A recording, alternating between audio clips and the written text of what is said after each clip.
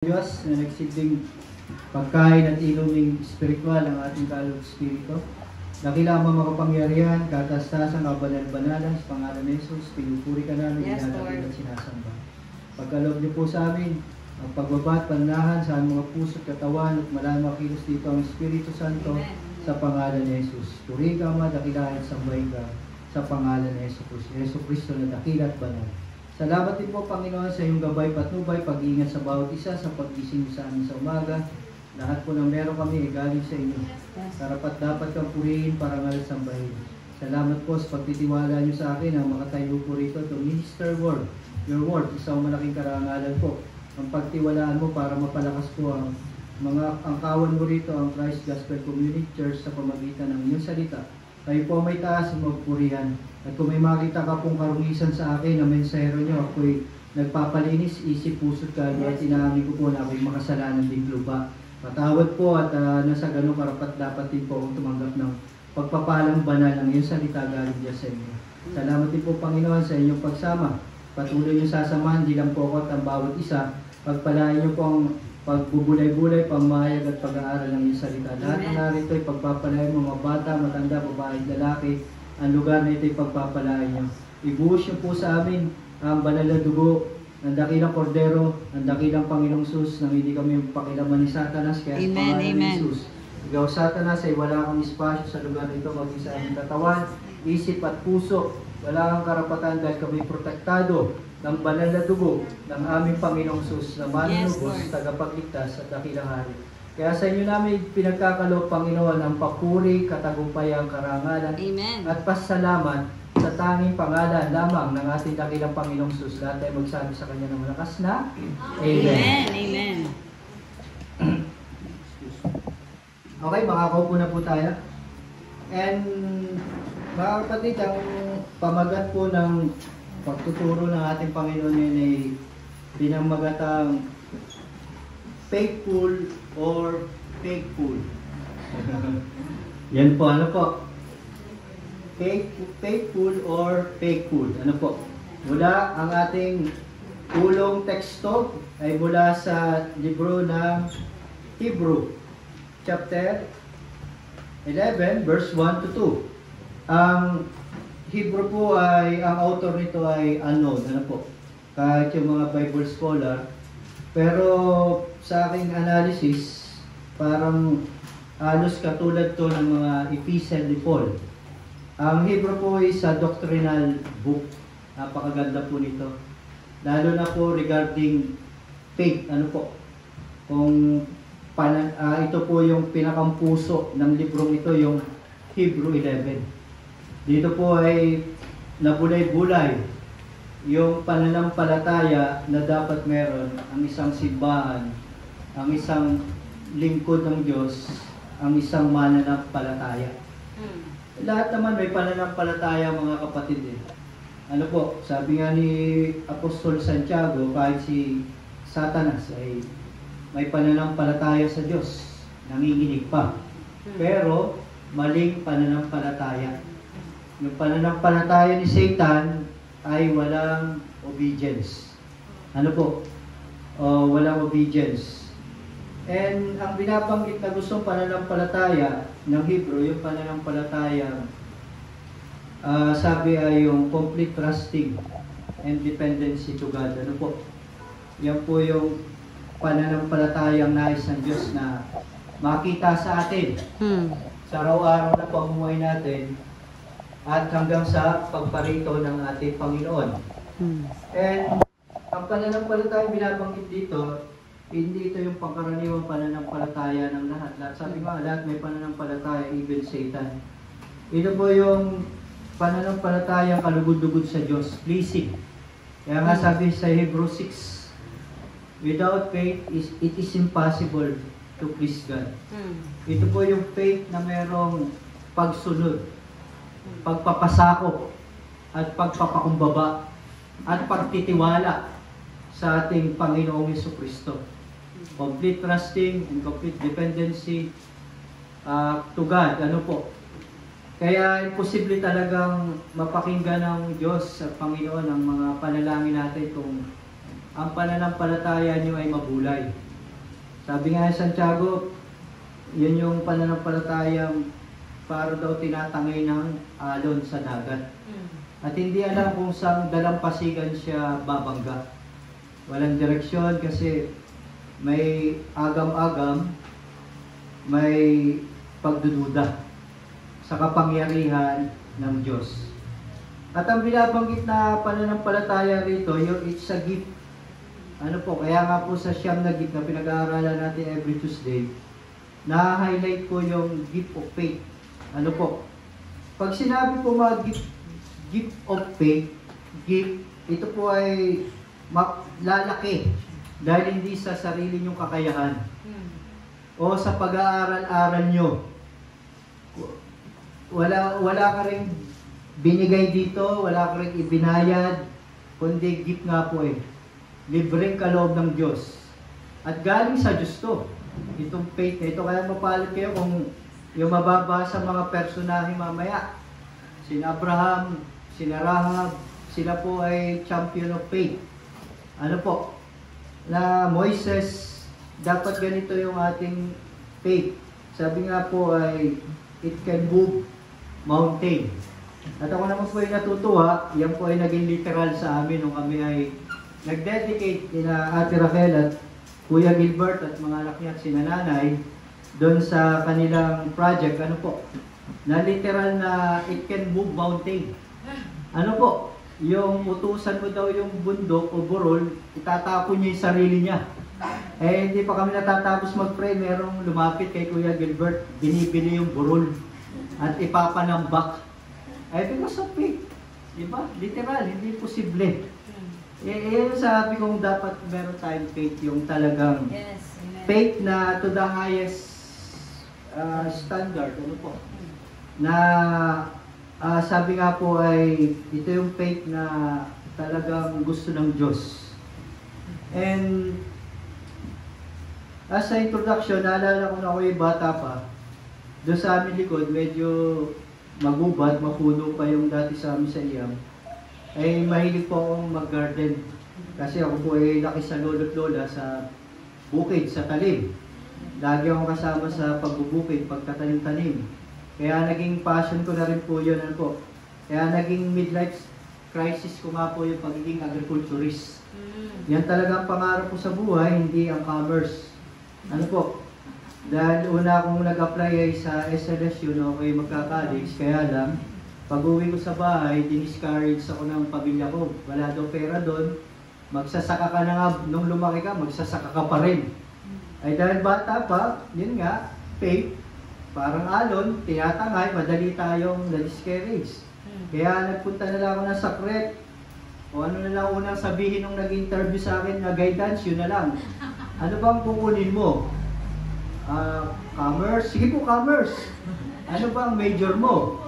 Management, marketing, accounting, management po. Ay kasi nga, ayun eh, pag-usapan yung hindi ako sigurado. Ano po, basta magawa ko lang yung gusto ng family ko. Pero wala sa aking heart. Ano po. And doon sa ginawa kong garden, meron akong pechay doon na mustasa. Pag yun ay panahon ng harvest, nagkakapera ako. Ibinebenta ko doon sa mga kapitbahay namin yung gulay na ma-harvest ko. Naiinis lang ako doon sa isang insekto na kaagaw ko sa kita. Ano po, yung uod. Kinakain yung pechay ko, yung talong. Kaya naiinis ako doon, kahati ko sila sa kita. Siyempre, pag maraming sira, kakaunti ang may benta ko. And, pero inaya ko sila. Yung maitim na uod, nakakadiri, nakakainis. Ano po? Pero sa tuwing hapon, laging pag ganito sa school, pupunta ako doon, minsan yung uod na maitim na yun ay nawala. Sabi ko, praise the Lord, nawala rin yung aking kalaban. Ano? At marami na akong maaani. Napakarami nila kasi. Pero ang tanong ko sa sarili ko, saan na napunta yung ganong karaming mga uod na itim? Na out of curiosity, pagiging bata ako. Pero hinahanap ko rin sila, saan napunta naman yun? Biglang nawala. As in, nawala. Ang pumalit sa kanila ay yung mga parang sapot-sapot na parang ganito. Ano, nakabitin. Hanggang sa, ano kaya ito? Binuksan ko ngayon. Tinanggalan ko. Aha, nandiyan ka pala. Diyan ka pala pumasok. Ano po? Diyan ka pala naglalagi. At tulog na tulog ka pa dyan, ha? For so many weeks, yung araw-araw, naku-curious ako sa kanila. Sabi, kaya bubuhay kaya sila ng ganun? Nado sila sa kuku, parang kukun ba yan? Ano yan? Ano, tawag doon sa... Then, nakakahinga kaya sila doon? Nakakakain kaya sila doon? Namamayat na sila. Kaya ang ginawa ko, tinanggalan ko. Ilagay ko, inalis ko yung mga bumabalot sa kanila. Yung iba, sa dami, hindi ko na natanggalan. Pero sa pagdating ng araw, yung mga tinanggalan ko, namamatay sila. Pero yung natira, parang okay naman sila doon. Payapa lang ang buhay. Ano po, relax lang. Parang happy naman sila doon. At least doon, may bahay sila. Hinayaan ko na. And sa maraming weeks, nawala yun. At ang pumalit, isa na napakagandang mga paru-paro. Ano po? Sabi ko, ganito pala ang buhay ng paru-paro. Para palang buhay Kristiyano yan. Ano po? Parang yung faith natin. Ngayon tulad ko sa isang paru-paro na pangit nung una, pinandidirihan, waste, walang kwenta, pero dahil yung mga uod na yon ay nagtiwala sila sa kalooban, kagustuhan at plano ng Diyos. Hindi tamo yung aking kong pinakawalan namatay. Pero yung mga nanatili, sila ay naging magandang paru-paro na may magandang pakpak na hindi na pinandidirihan kundi kinatutuwaan na ng tao. Katulad din po natin ang paru-parong yan. Ano po? Pangit tayo sa una. Mga makasalanan tayo. Pinandidirihan sa aking buhay, iniiwasan kahit ang pamilya. Pero dahil nagtiwala tayo sa proseso ng Diyos at sa plano ng Diyos, nagkaroon tayo ng magandang pakpak. Nakalugod-lugod sa Diyos. At yan po ang inyong pananampalataya. At dahil sa inyong pananampalataya, ang Christ Gospel Community Church, lugod na lugod ang Panginoon. Tuwang-tuwa. Ano po?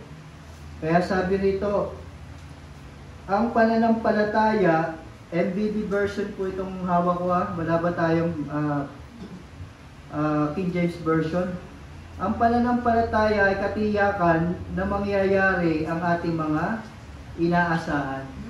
Katulad po nung uod na yun, nagtiwala lang siya sa plano at proseso ng Diyos kahit pa painful. Pero tamo, dahil sa pagtitiwala niya, hinayaan niya ang God na inalaw niya sa buhay niya, hindi siya nagdesisyon ng sarili niya. I trust the process of the Lord, magiging maayos ako, mangyayari yung gusto ko, gaganda rin ako. And it happens. Ano po? Alam niyo po ba, nung ni-research ko yun, doon pala sa loob ng, ano bang tawag doon yung parang gano'n? Kuko ano?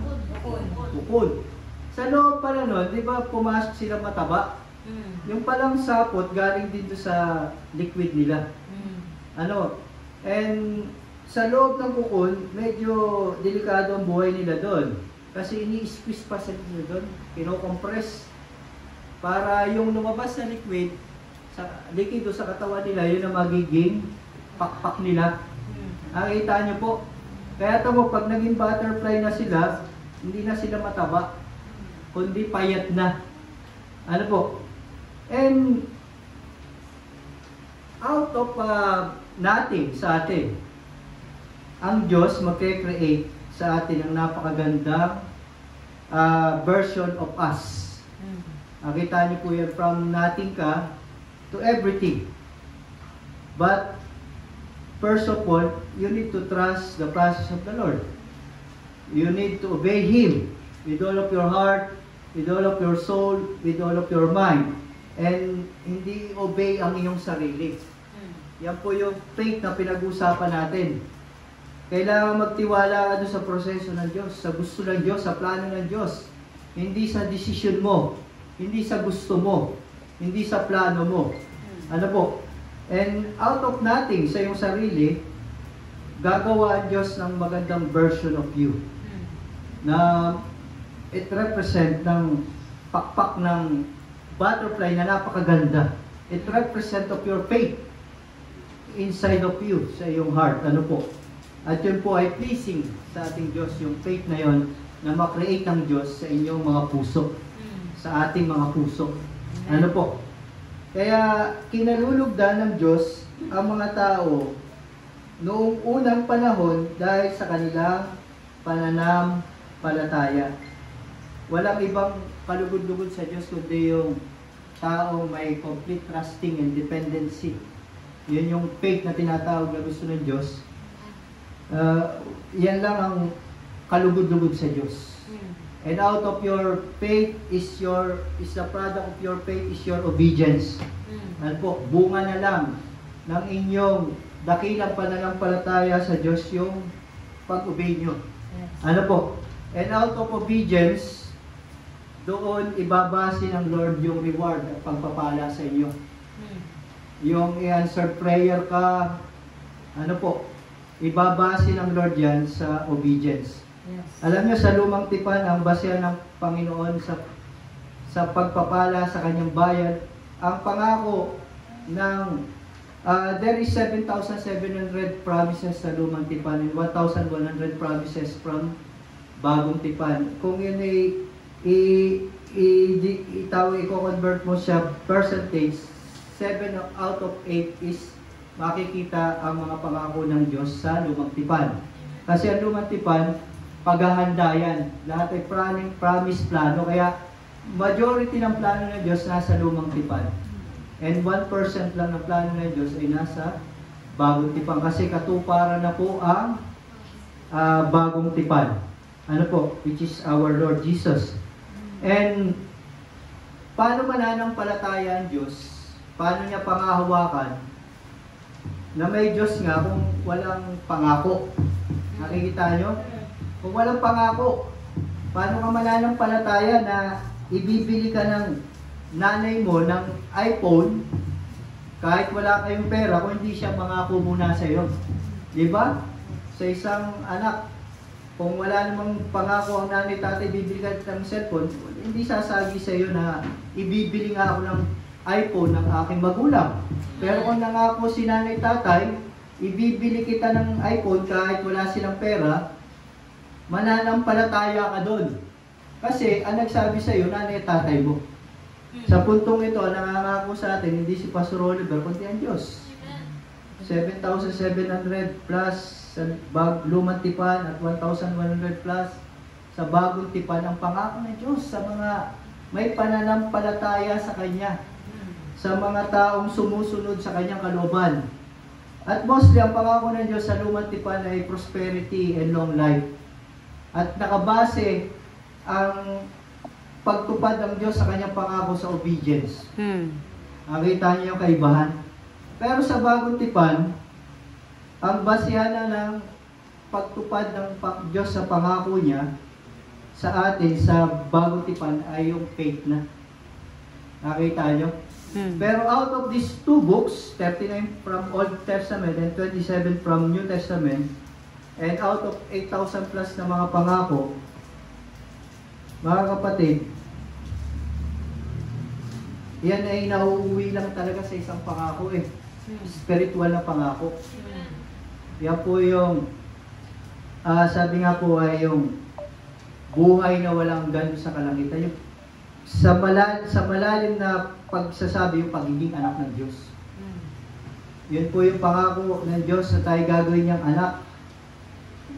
Sabi sa 1:12, sino man ang sumampalataya tumanggap sa Kanya ay pinagkalooban ng karapatang maging anak ng Diyos. Yun lang yun. And out of anak ng Diyos, maraming pangako ang Diyos dyan bilang anak. Tutuparin ng Diyos yan kasi siya ay dakila. Ano po? And doon lang po nasa-summarize yan na tayo nga ay gagawing anak ng Diyos.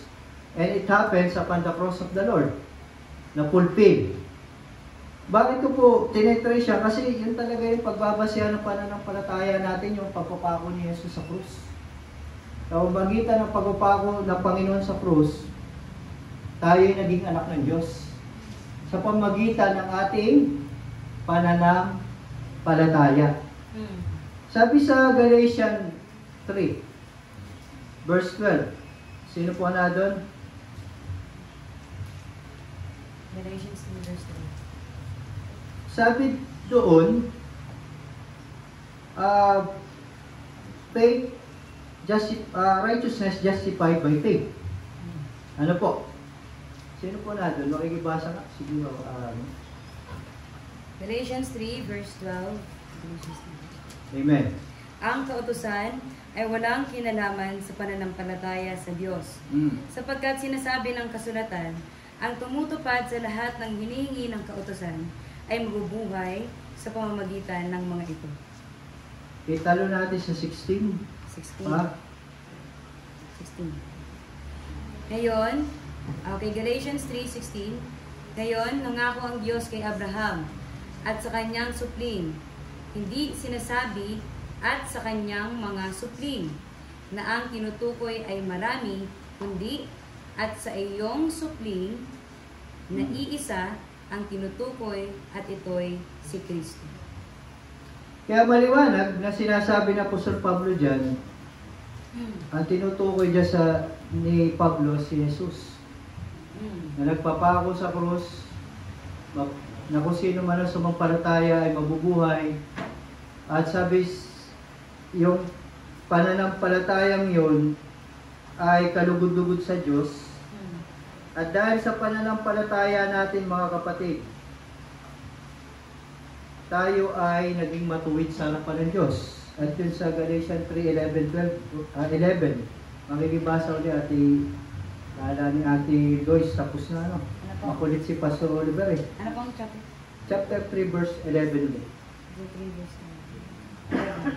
Malinaw, chapter 3 verse 11. Malinaw na walang taong pinapawalang sala sa paningin ng Diyos sa pamamagitan ng kautusan. Amen. Thank you Ate Lois. Puri ng Diyos. Ang buhay mo't pagpalain ka.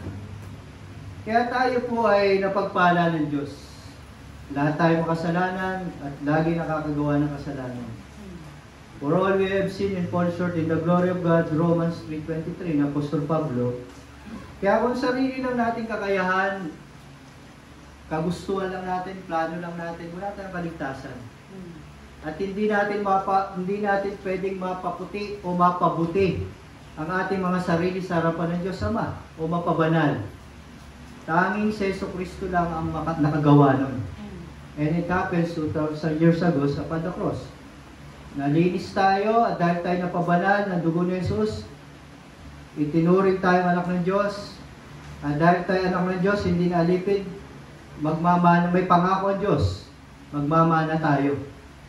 Sasatin ang Espiritu Santo, sasatin ang buhay na walang hanggan, at maghahari tayo kagaya ni Jesucristo magpakailanman.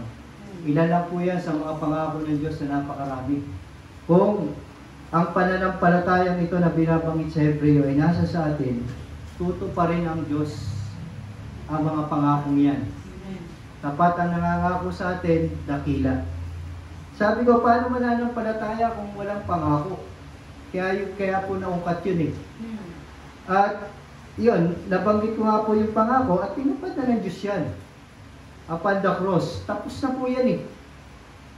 Tapos na po yan. Pero balik tayo sa ating pinag-aaralan, ang hinihingi ng Diyos sa atin ngayon, yung patuloy na pananalig at pananampalataya sa Kanya. Sa krus ng ating Panginoon po. Laging isa puso. There is Christ who came upon this world for the sinners and died and rose again and seated at the right throne of the Father Almighty God, and He will come back again. Yun, hindi pa po tapos yun eh.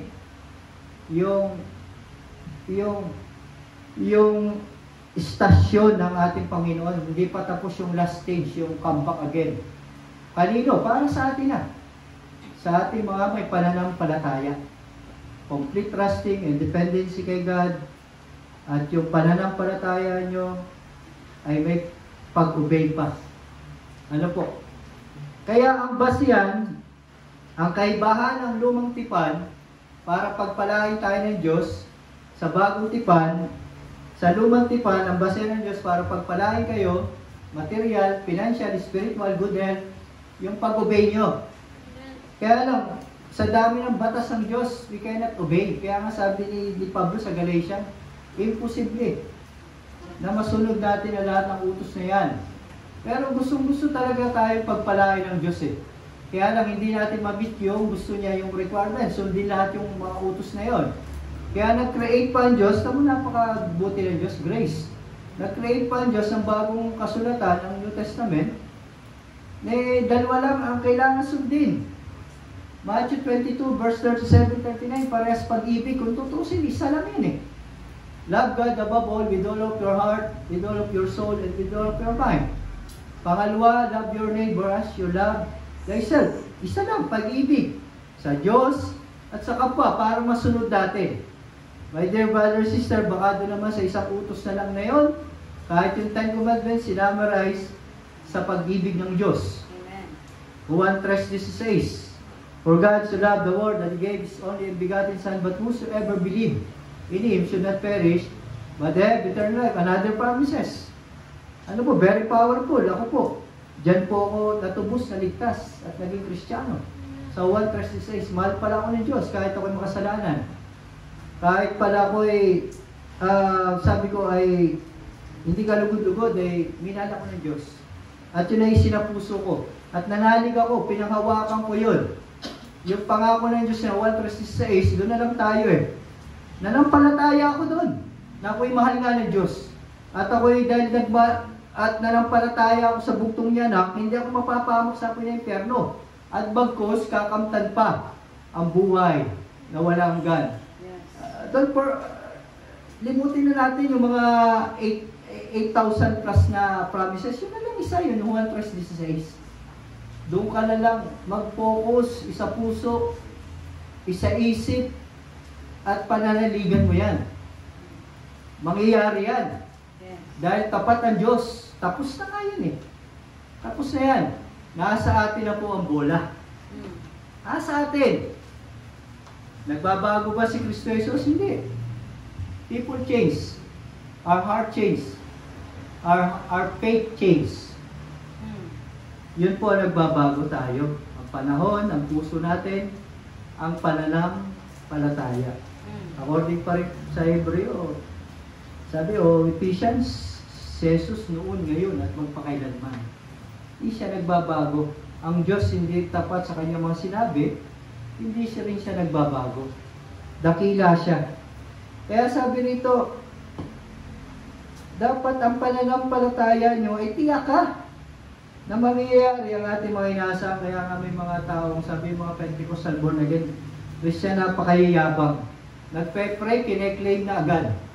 Hindi po pagyayabang yun, kundi faith. Katiyakan nga eh. Sabi, tiyakan na. Lord, ibibigay mo yan.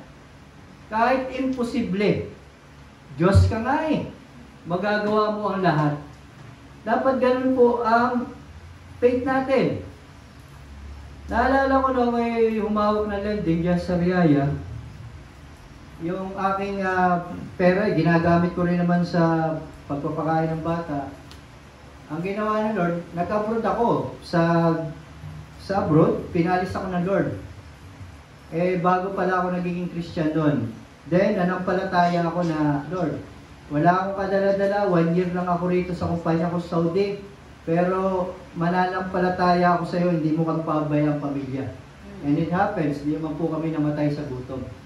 Kaya after 1 year na pagtatrabaho as property logistics specialist sa malaking kumpanya sa Saudi Arabia, nag-resign ako, dinodoble ng boss ko yung sahod ko, wag lang ako malis.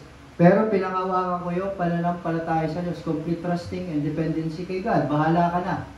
Ano po? Kasi binigay ni Lord sa akin yung promises, another promises, 6:33. Ano po? Seek ye first the kingdom of God and His righteousness and all these things shall added unto you. Muli, nanampalataya uli ako doon. Ibibigay mo Lord, basta hanapin mo na kita, paglilingkuran mo na kita, mananampalataya muna ako sa inyo. At lahat ng bagay pala Diyos ang magkakaloob. Ganun po pala yun, hindi tayo ang magkakaloob sa ating mga sarili. Tandaan niyo po yan na po. Diyos nga po siya eh. Kung tatanungin niyo kung paano gagawin ng Diyos na ako'y duka, pagyamanin, kaya ng Diyos yan. Diyos nga siya. Si David nga, wala kahit isang tupa pero naging mayaman, dakilang hari. Ano po? And dahil nga sa pananampalataya.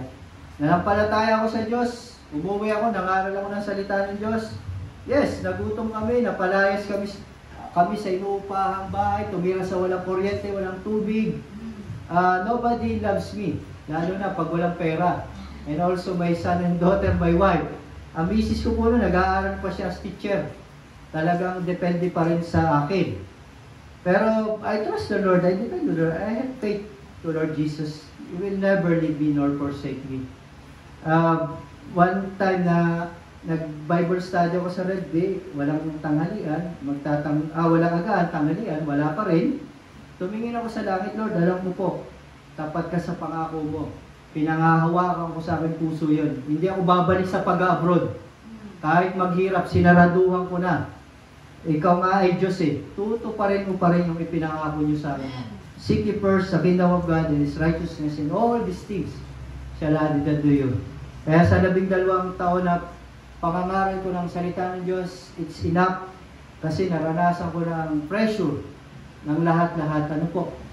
Betrayal, pag-uusig. Naku, nasasapian niya si Pastor Oliver. Gandang-ganda ng trabaho sa Saudi. Iniwan, napakatanga niyan. Ikaw, napakatanga mong wala kang kwentang ama. Dapat ikaw nagtatrabaho. Ikaw ang bumubuhay sa pamilya mo, hindi yung asawa mo. Marami na po tayong pressure. And mga kagutuman, sacrifice, for the sake of following the Lord Jesus, for the sake of faith. Ano po? We're speaking of faith, ano po? And that, ang tawag yan ay cause of following the Lord Jesus. Pero doon pala sa Saudi Arabia, niyakap ko na po yan. Dahil hindi po nagkulang ang Panginoon na bilang lingkod niya ay makakaranas talaga.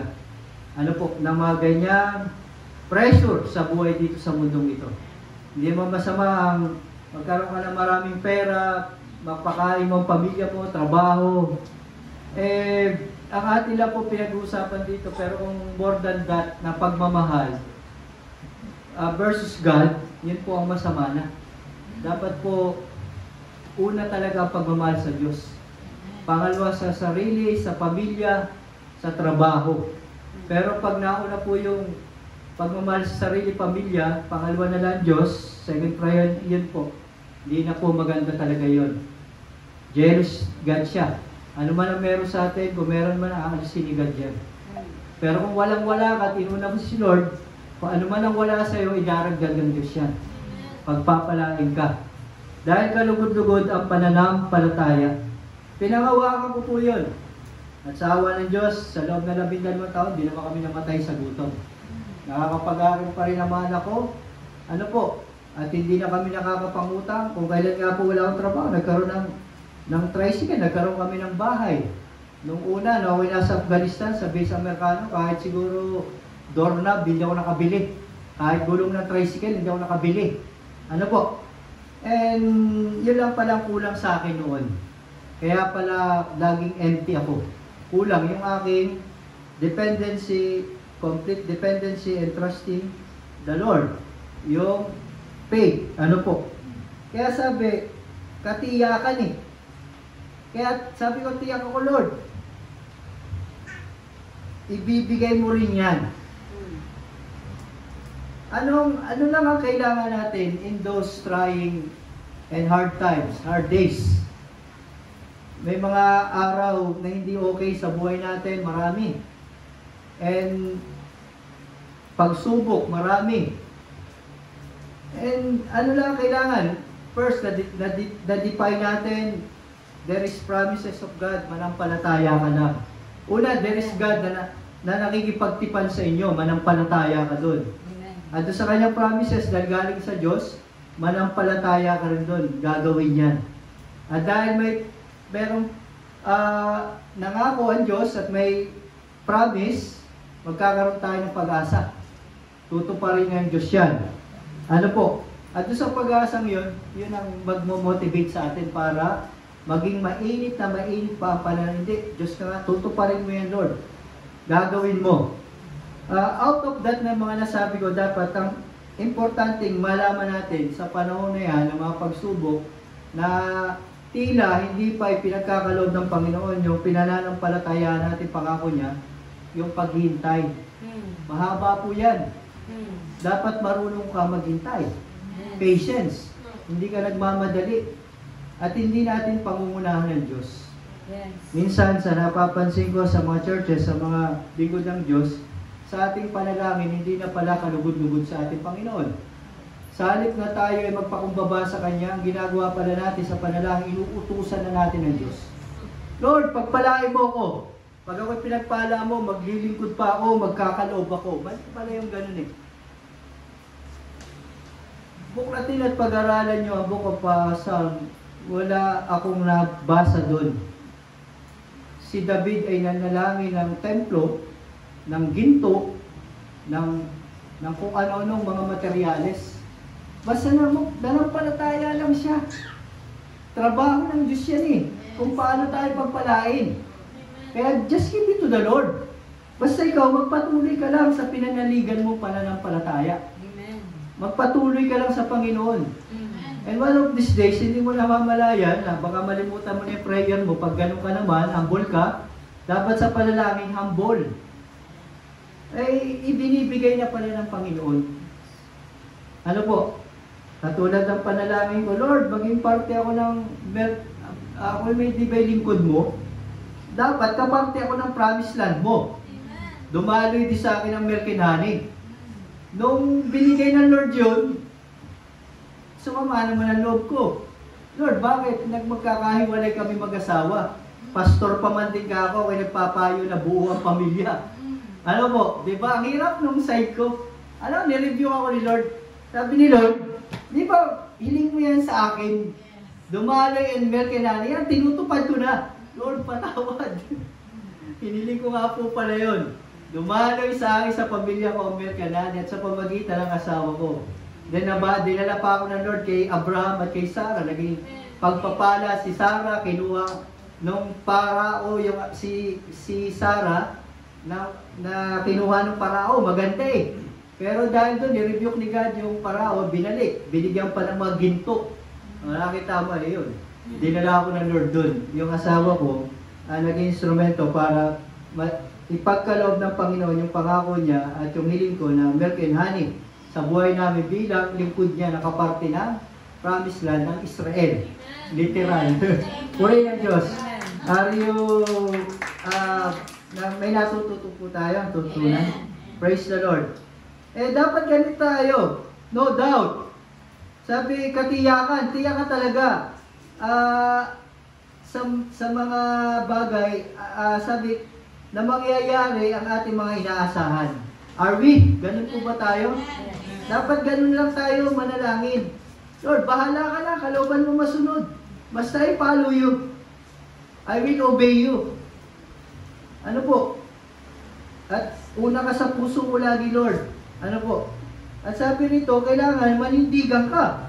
Pag nag-pray ka, nanampalataya ka, may promises na si God, tapos na yan, dapat panindigan mo yan. Hindi yung parang ikay on and off. Ano po? Pag nanalangin ka, parang hindi yata nangyari. Tagal na, 2 taon na, 5 taon na, wala pa rin. Eh, may proper time ang Lord. Amen. Kasi baka hindi ka pa ready. Tandaan nyo, baka hindi ka pa ready. Baka ibigay ng Lord sa iyo yung gusto mo, then maging dahilan pala yan ang paglayo mo sa Kanya. Amen. Hindi natin alam ang future natin eh. May mga ganyang pagkakataon, nakikita ko, isang kapatid sa malaking church dito sa Lucena, napakainit. Napakainit, naiyak pa pag nagpapatotoo. Active. Pero siya ay kulang. Nanalangin siya. Sabi niya, ako, brother, sister, pinapanalangin ko. Pag binigyan ako ng negosyo ng Panginoon, lalo ko pa siyang paglilingkuran. Pararangalan at yung aking kikitain dito, gagamitin ko pa.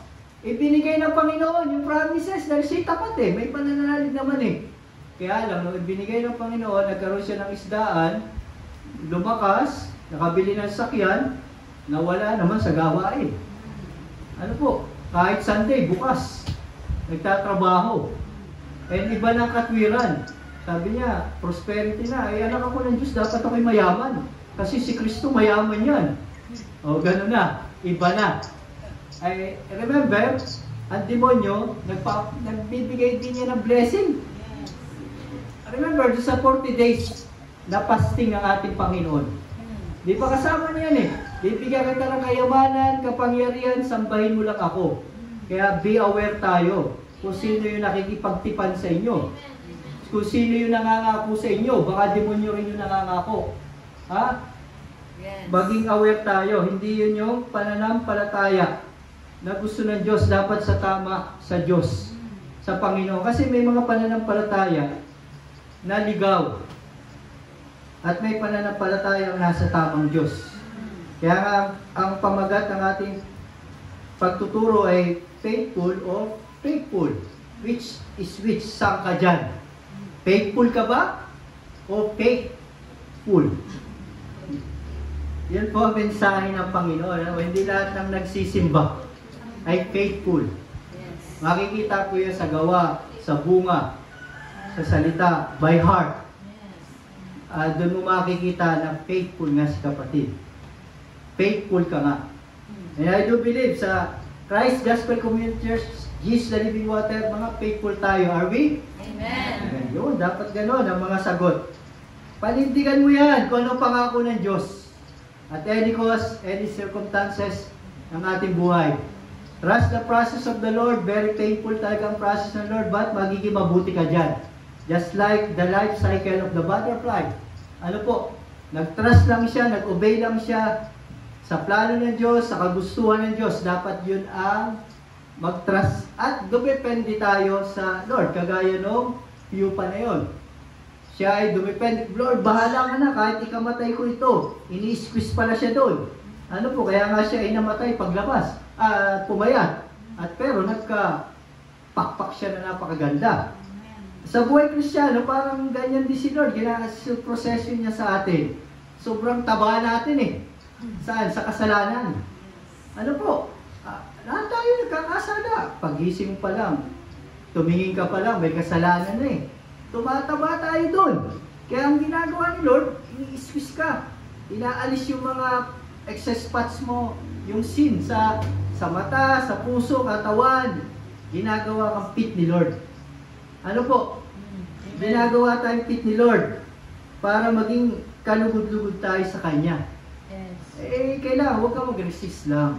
May mga tao, pag tinuruan ng Diyos, nakaranas ng pagsubok, dahil siya tinuturuan ng Diyos, umaalis, nagre-resist.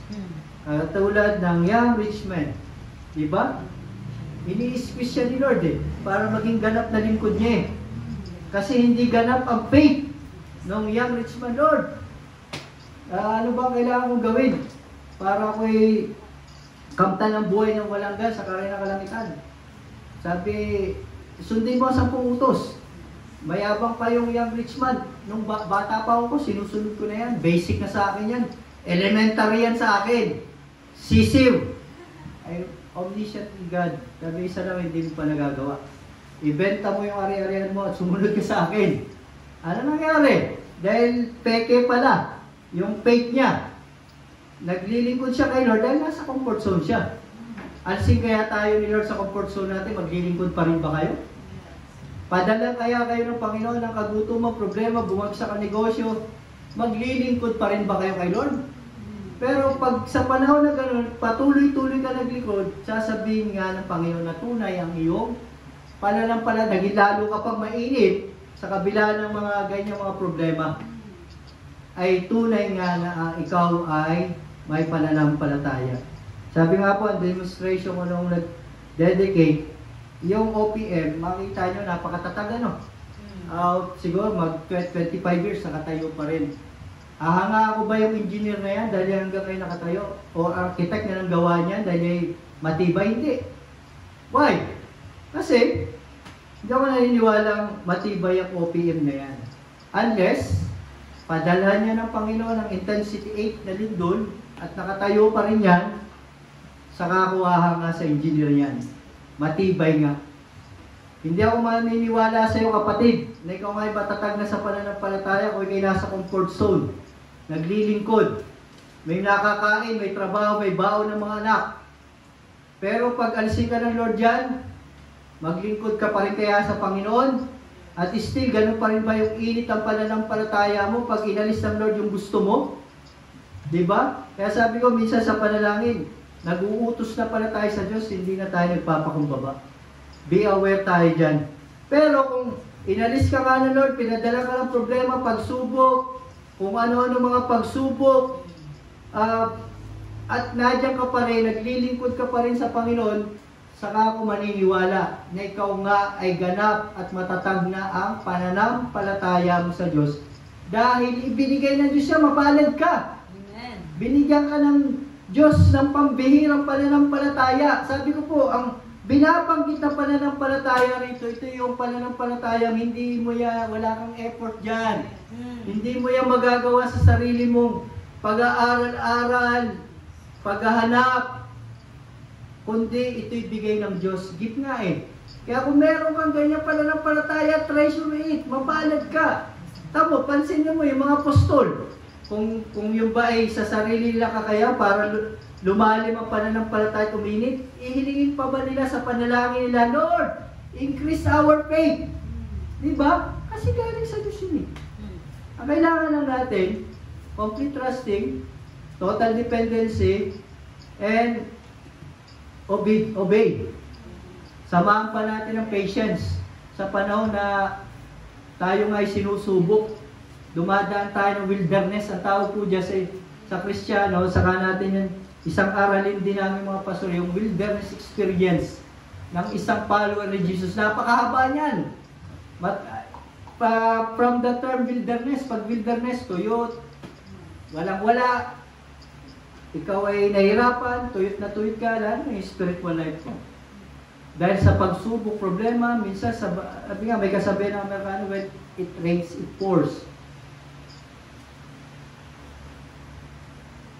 Hindi natin alam, yung pala mga pagsubok ng Diyos, pagpapala yan eh. Sabi sa Santiago 1, ginagawa tayong ganap. Blessed are those person persevere, stand trial.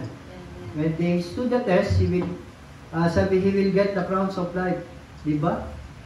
Pag pala na pagtagumpayan mo yung mga pagsubok na yan, na ibinato sa'yo ng Panginoon, ipinagkaloob para tumibay ka, maging ganap ang iyong pananampalataya, at yan naman ay mag-persevere ka dyan, magiging ganap ka. At kapag naging ganap ka, yung faith mo, meron kang crown of life. Amen. Ano po? Amen. Dark clouds, sometimes it's a curse, but most of the times for me it's a blessing. Because dark clouds bring rain, storm, that curses the land, that curses our property, the plants, animals, our houses, flood, di ba? Ayaw natin ng bagyo. Are we? Yes. Ayaw natin yan. Pero lawakan nyo yung pag-unawa sa plano ng Diyos. Yung pala mga bagyong yan, pagpapala ng Diyos yan. Kasi kung walang bagyo, paano may ibalik ng Diyos yung great amount of water na nawala sa land? Na kapag umulan, one day lang makikurs ang land. Pero yung Christine, one day, 1 week, 1 month makikurs ang land dahil sa baha.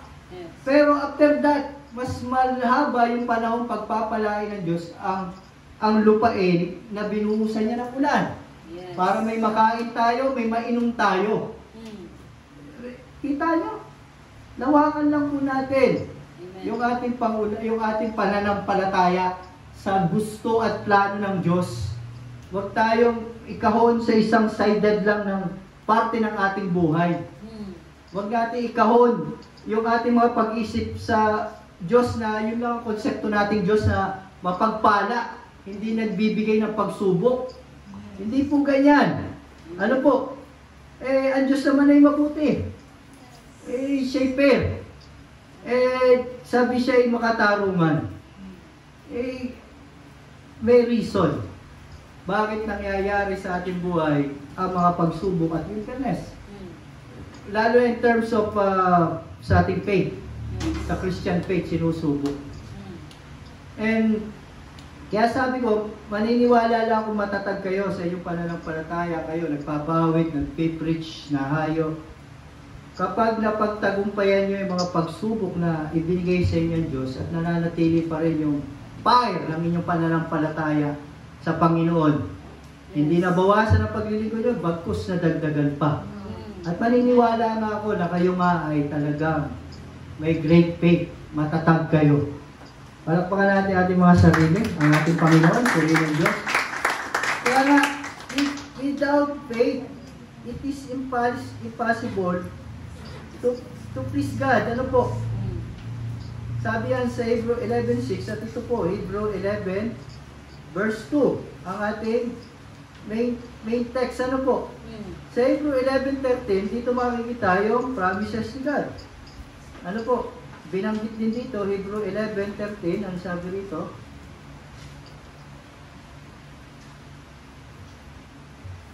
silang lahat ay namatay na may pananampalataya noong unang panahon.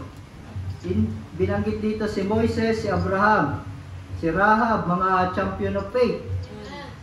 May hindi nila nakamtan ang mga ipinangako ng Diyos. Ngunit natanaw nila iyon mula sa malayo at itinuring na natanggap na nila. Ganun daw po pala ang pananampalatayang binabanggit. Hindi pa totally ibinigay ng Lord katulad ng eternal life. Iba, pero natanaw na natin yan. Nasa atin na yan. And you believe. Are we? We believe. Ganun daw po yung mga taong niya, si Abraham. Umabot ng 100 taon bago nagkaanak. Kita mo, haba ng paghintay. Ganun din po si David. Pagka-ordain ano sa kanya ni Samuel, hindi naman niya, Saul, alis na dyan, ako ng king. Inintay niya, patience. Ano po?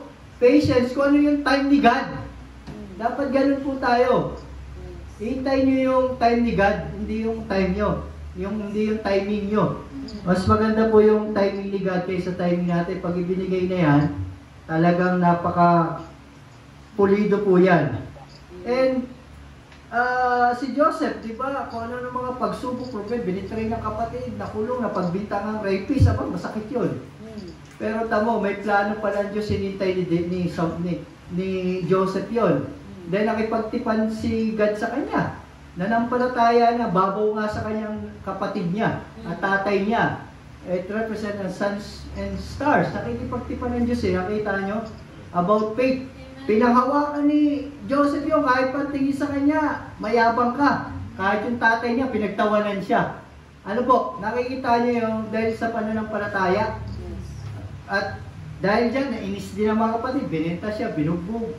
Kung ano-ano na lang nangyari sa buhay niya.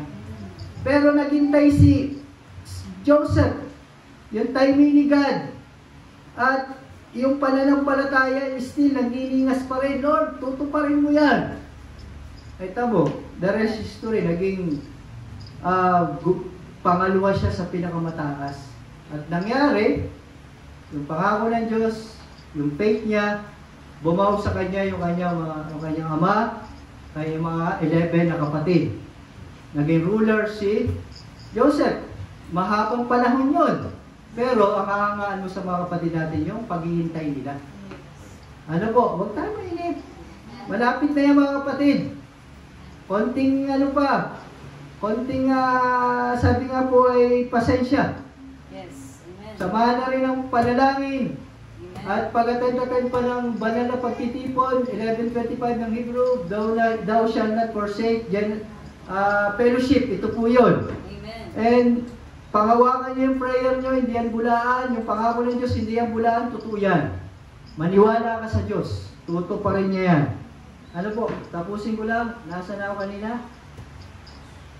Sa 14, ipinakilala ng mga taong nagsasalita ng ganoon na naghahanap pa sila. Ito daw dapat ng sariling bayan. Yes. Nagpalaboy-laboy sila. Kung nasa isip nila ay ano pa ang kanilang pinanggalingan, may pagkakataon pa sana silang makabalik. Ngunit ang hinahangad, ito dapat po ito ang ating Hebrew 11:16, pananaligan. Ngunit ang hinahangad nila ay isang lungsod na higit, na mabuti, hindi itong lungsod dito. Pangit ito. Merong bibigay na magandang lungsod sa atin, na lalagyan natin eternally. Sabi nito, higit na mabuti ang lungsod na nasa langit.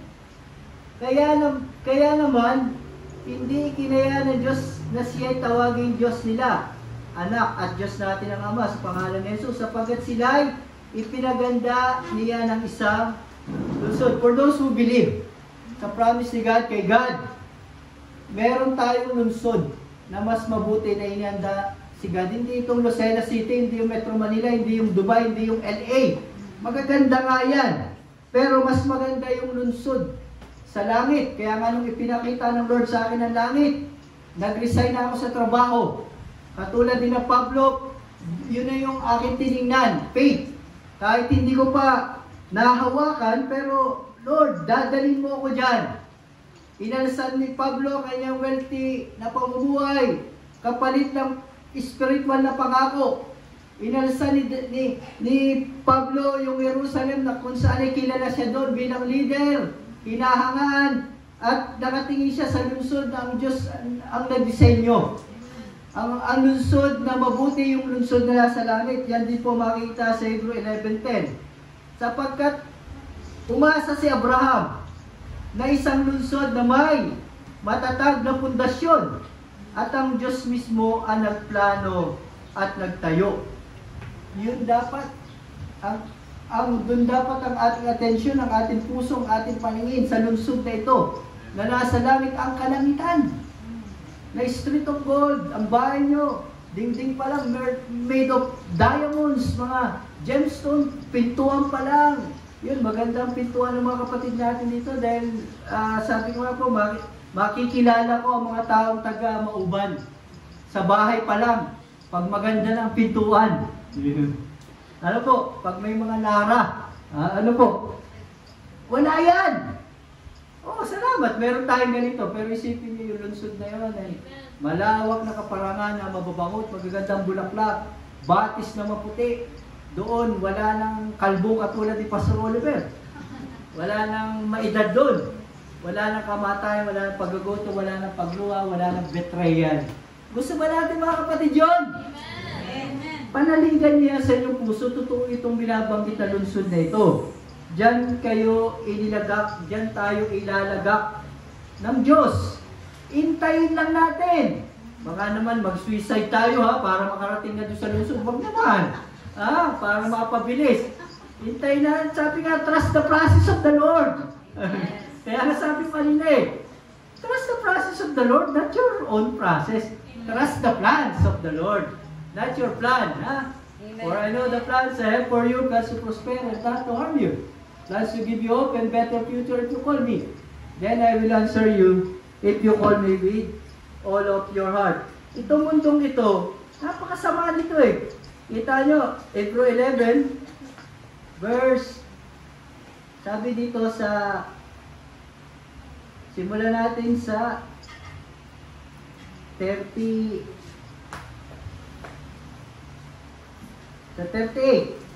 Dahil sa pananampalataya, ibinalik sa ilang mga babae ang kanilang mga mahal sa buhay na namatay sa pamagitan ng muling pagkabuhay.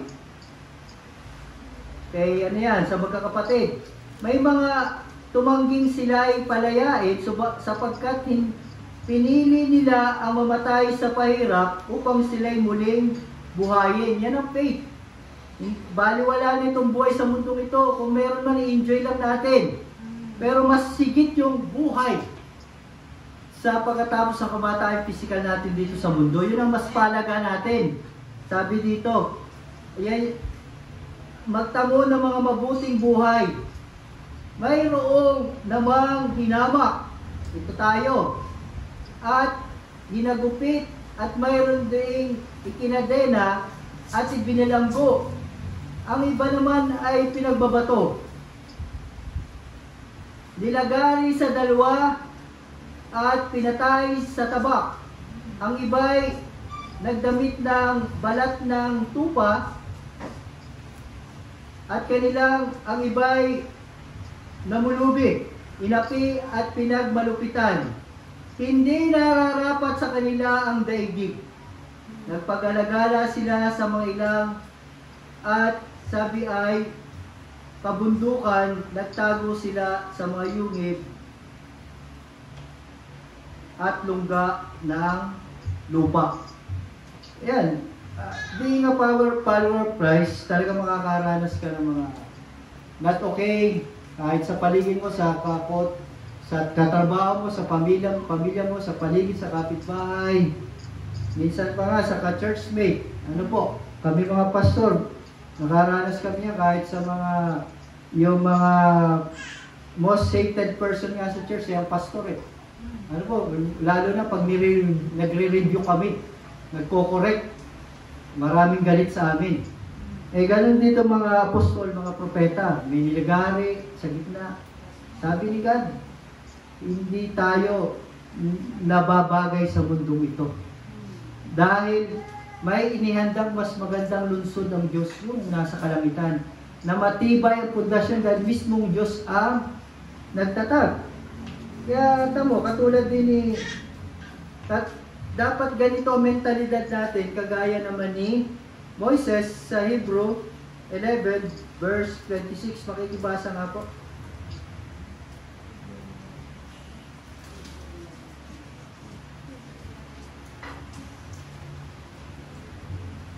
Sinabi na, Kuya Is, sabi na. Hebrew 11 verse 26. Sabi ng Diyos. Hebrew 11 verse 26. Itinuring niyang higit na mahalaga ang pagbabata ng kadustaan dahil sa Mesiyas kaysa mga kayamanan ng Ehipto, sapagkat nakapako ang kanyang paningin sa mga gantimpala sa hinaharap. Dapat ganyan tayo, mga kapatid. Magbata tayo ng mga problema, pagsubok, paghirap sa mundong ito, kasi hindi nga tayo taga rito sa mundong ito eh. The God of this world is Satan. Hindi ka na kay Satan, kaya pinapahirapan tayo. Yung ating negosyo, pinababagsak ni Satan. Yung kapitbahay natin, aawayin tayo, binubuli ni Satan yan, katrabaho, nagkakasakit tayo. The God of this world is Satan. Pero, kaya wag na tayo mag-focus, i-enjoy lang tayo dati kung meron man tayo mga riches sa mundong ito. But first of all, dapat ito yung ating mindset and heart. Dapat nakapokus ka sa Mesiya, yung pangako niya. Ano po? Sabi, magbata ka ng hirap, parte pala ng pagkakatawag ng Diyos bilang lingkod niya. At mamaya ng kalangitan, doon na tayo. Mamaya na tayo ng kalangitan, hinintay lang yung proper time ng pag-award sa atin. Yun lang ang hinihintay natin. Para bang sa nakagraduate. Hindi mo masabi nakagraduate ka unless, o sabi kay cum laude, unless na ilagay na sa iyo yung medalya doon sa awarding sa graduation. Yun na lang graduation ang hinihintay natin, mga kapatid. Lahat ng pangako nasa atin na. Ano po? Sabi katulad ni Moises, dapat nakatuon lang kayo sa Mesiyas para hindi kayo ma-discourage. Yung faith nyo, hindi manghina, manlamig. At kapag katulad kayo ni Moises, binaliwala niya yung pagka-prinsipe niya ba? Kung tutusin, kung plano niyang masunod, pwede naman niyang palayain ang bansang Israel pag siya'y Pero na. Siyang susunod eh. Paborito siya ng Pero eh. Pero hindi. Ayaw ng Diyos yan. Inalis. Kasi pag nangyari yun, ang mag-glorify, hindi ang Diyos si Moises. Kaya walang-wala si Moises. Walang-walang kadala-dala. Pumunta siya sa ilang.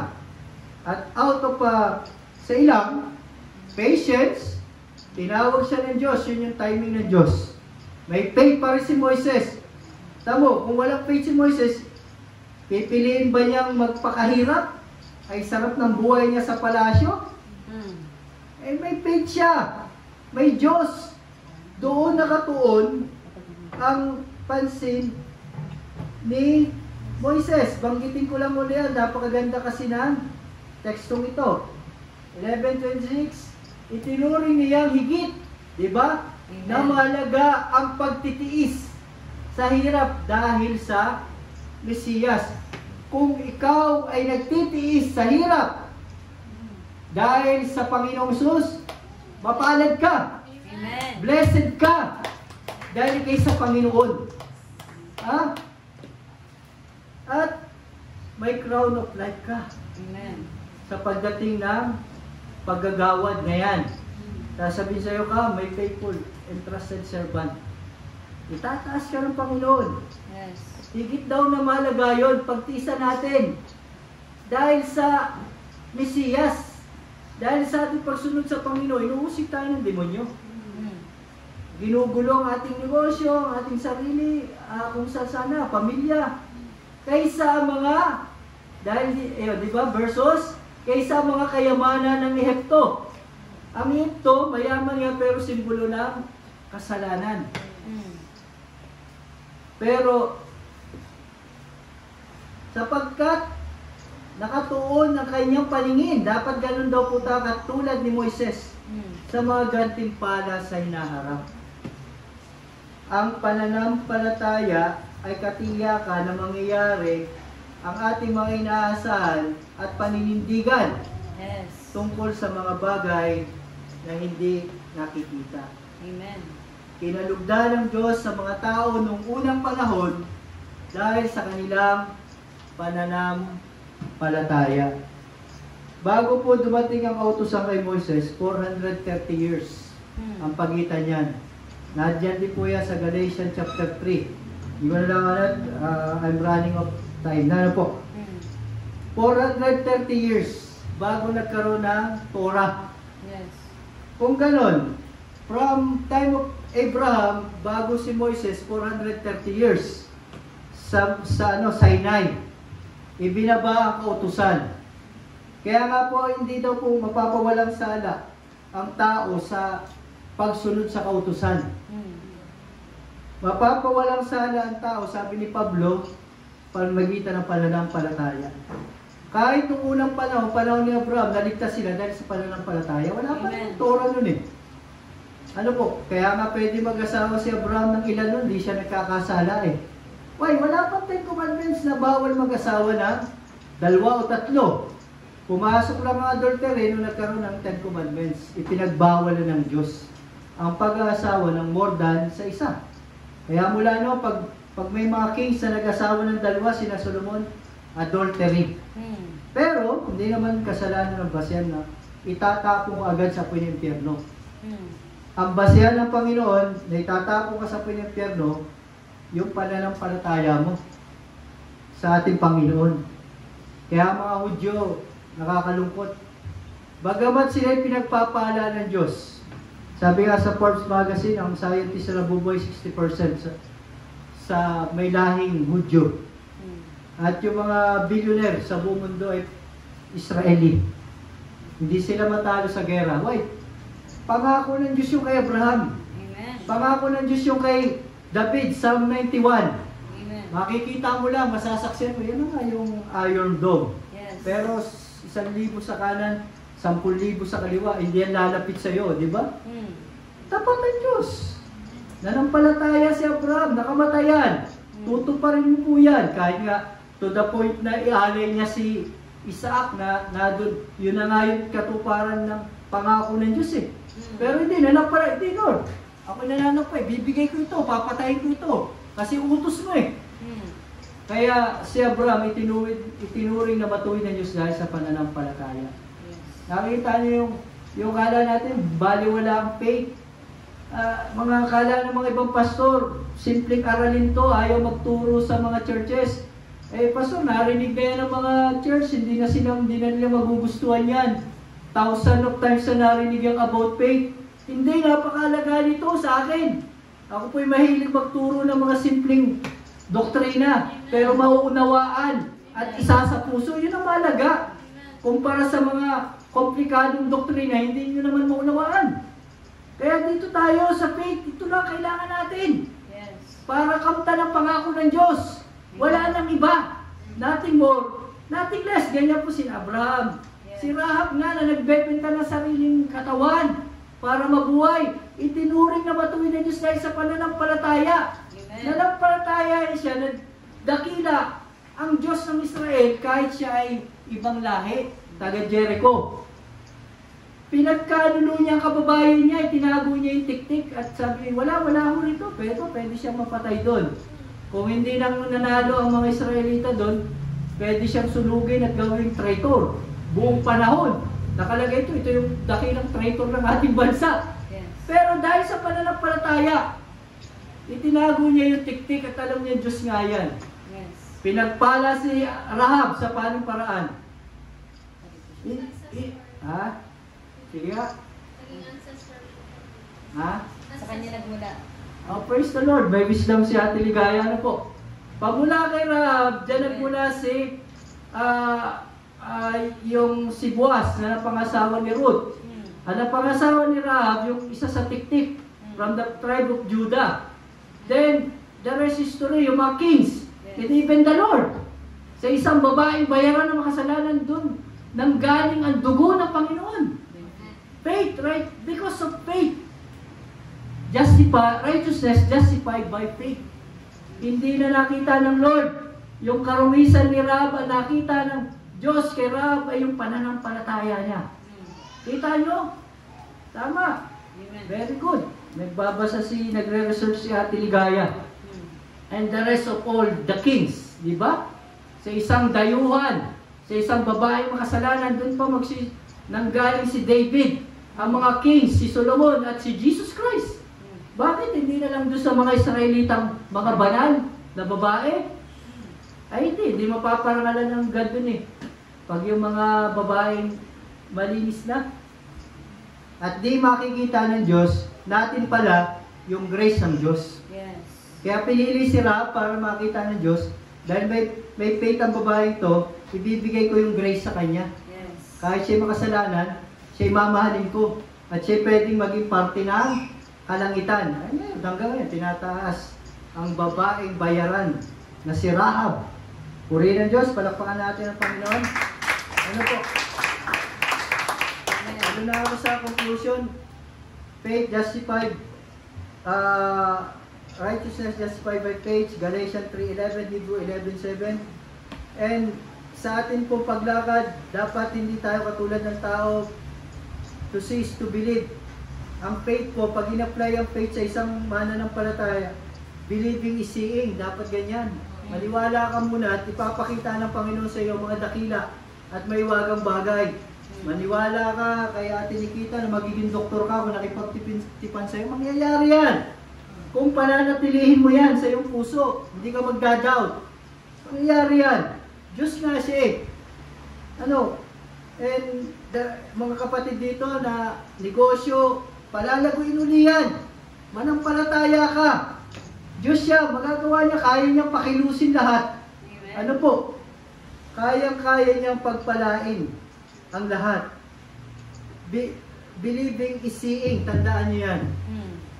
Iyan po ang tema ng faith. Faith produces obedience. Dahil ang obedience, yan nakadetermina yung pagpapala ng Diyos sa inyo. Yes. Ano po?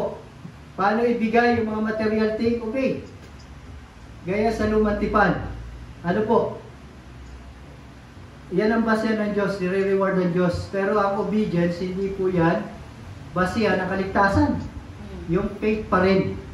Kaya nga, 430 years bago dumating ang kasulatan sa time of Moses, paano sina Abraham, paano sabi nga po ay yung mga nabuhay before, sina Job, diba? Because of faith. Yan pa rin ang basihan ng Diyos sa pagliligtas sa atin. At yan pa rin ang basihan ng Diyos sa muling pagparito ng Panginoon, paano tayo dalhin sa kaharian ng kalangitan. Amen. Are you faithful or are you faithful? Kapatid, Faithful. tayo po yung umawit muna. Purihin ang Diyos. Awitin po natin. Alam niyo, yung kumanta po nito, nakaranas din ng matinding sakit, mamamatay, pero nanampalataya siya. Nanampalataya. Alam niyo po ba yung kantang Kasi hindi na. Ah. Hindi ito. True ito, hindi yung same song yan. Kay James Swagart? Hindi lang. Hindi nila na-practice? Opo. Okay, hindi pala nila na-practice. Pero may hinagda po kami medyo na. Kaya lang, sasalo sa konteksto natin. Sige, yan mo na. Tayo mag-pray na lang, Okay. Mag-pray na lang tayo. Okay, nananampalataya tayo na may Diyos tayong dakila, di ba? Amen. Dapat ganun po. Sabi, dapat nakatuon ang paningin nyo sa Mesiyas. Sabi, yung pagtitiis dahil sa Mesiyas, ito ay, it's a calling. Pagtawag sa mga tao pinili niya para dalhin sa karya ng kalangitan. Kaya, at tatanggap tayo ng gantimpala ng buhay. Pagdating ng proper time, at yun nga po yung tinatawag na blessed hope, yung muling pagbabalik ng Panginoon. Doon natin ito una. Kung meron man tayong trabaho maganda, praise the Lord. Enjoy your love. Kung may magandang bahay tayo, magandang negosyo, praise the Lord. Enjoy your love. Kung meron tayong buong pamilya, praise the Lord. Enjoy your love. But remember me. Remember na mas mahalaga yung mga pangakong spiritual. Dahil yun ay hindi nabubulok, hindi yun kinakalawang, at hindi nawawala, kundi magpasawalang hanggan. Ano po? Kaya, napakabuti ng Diyos. Sabi nga po, gift to itong faith na ito. At lahat binigay sa atin yan ng Diyos. Eh tayo naman, huwag niyong ipaagaw sa demonyo yan. Ganun ang ginagawa ng demonyo, agawin yan. Wawasakin kayo para kayo ay mawalay sa Diyos. Para mapulaan ng Diyos. Yan yung lagi ang demonyo. He come here to steal, to deceive. Sabi nga ay pumatay. Pero dahil yung ating pananampalataya sa Diyos, ito ang papatay sa nagliliyab na palaso ng dyablo. Kaya keep the burning faith, mga kapatid. Huwag tayo gumaya sa Church of Efeso, mainit ang pananampalataya nila, yung first love nila nung una ng lamig. Nawala, napugnaw. Dapat through the years, learn to trust in Jesus, learn to trust in Him. Through it all. Ano po? Ibig sabihin, ano man circumstansya ng ating buhay. Just remember God. Kaya yun ang sabi ni Solomon alalahanin natin lagi ang Diyos. Mga ngaral, 12, 13, hanggang 14, ano man ang gawin natin. Sa kabila na lahat nito, isa lang aking masabi. Matakot ka sa Diyos, sundin mo ang pinag-utos sa Diyos, dahil ito ang buong katungkulan ng tao. Ano man ang gawin natin, mabuting masama, hayag manulihin, lahat yan ipagsusulit natin sa Diyos. Kaya ating palakpakan ang ating Panginoong Jesus. O ang banal, laki ng Diyos. Sa pangalan ni Jesus. Kayo po yamin pinupuri, pinararangal at sinasamba. Salamat po sa kaloob niyong anak. Bugtong niya anak na nagpapako sa krus para kami matubos, maligtas, kamta na buhay na walang gan. At ang muling pangako, pagbabalik ay para sa aming mga nananalig at nananampalataya sa bugtong niyo anak na Mesiyas, Panginoon at tagapagligtas. At dahil po dyan, binigyan niyo kami ng karapatang maging anak niyo po, inampung anak niyo po. Salamat po, Panginoon Jesus, sa pananampalatayang pinag-amuapoy mo sa aming mga puso. Patuloy niyo pong paglagablabi ng mga pananampalataya sa puso ng mga kapatid namin ito. Sa panahon sila'y sinusubok, sa panahon hindi maayos ang kalagayan ng kanilang pamumuhay, negosyo, relasyon o anuman, may sakit. Lord, doon mo mas ipaunawa yung pananampalatayang nais mo. At doon mo, sa panahon yun, mga kapatid, doon natin mararamdaman yung grace ni God. Mahal pa na tayo ng Diyos. Hindi niya tayo iniwan. Hindi niya tayo pinabayaan, just like Job. Sa panahon ng pagsubok, lalo pa siyang naging mainit. Sabi nga niya, pagpapala lang bang kaya natin tanggapin sa Diyos? Pag pagsubok ay hindi na. Sa kabila ng mga pagsubok sa kanya, nagbanggit pa rin niya sa kanyang asawa, naked came I out from my mother's womb. Naked I shall return. The Lord give, the Lord take it away. Blessed be the name of the Lord. Hallelujah! Kaya ito po, dinoble ng Diyos ang pagpapala ni Job dahil sa kanyang pananalig at pananampalataya. Dinoble ng Diyos ang kanyang kabuhayan. Purihin ka, O Panginoong Sus. Tunay ikaw ang Panginoon noon, ngayon at magpakailanman. Kayo pa rin po ang Panginoon namin pinaglilingkuran at pinanindigan. Kagaya po ng panalangin ng mga apostol, panalangin ng mga kapatid namin, Lord, increase our faith. Hallelujah. Lord, burn their faith. Hallelujah. Holy Spirit, burn their heart, their faith upon their heart, upon their soul. Hallelujah. Revive this church. Revive us, Lord. Show your mercy. And mercy upon us, upon Jesus, upon all the people here. Hallelujah. We need you, Lord. We depend to you, Lord. We obey you, Lord. We trust in your process. We trust in your plans.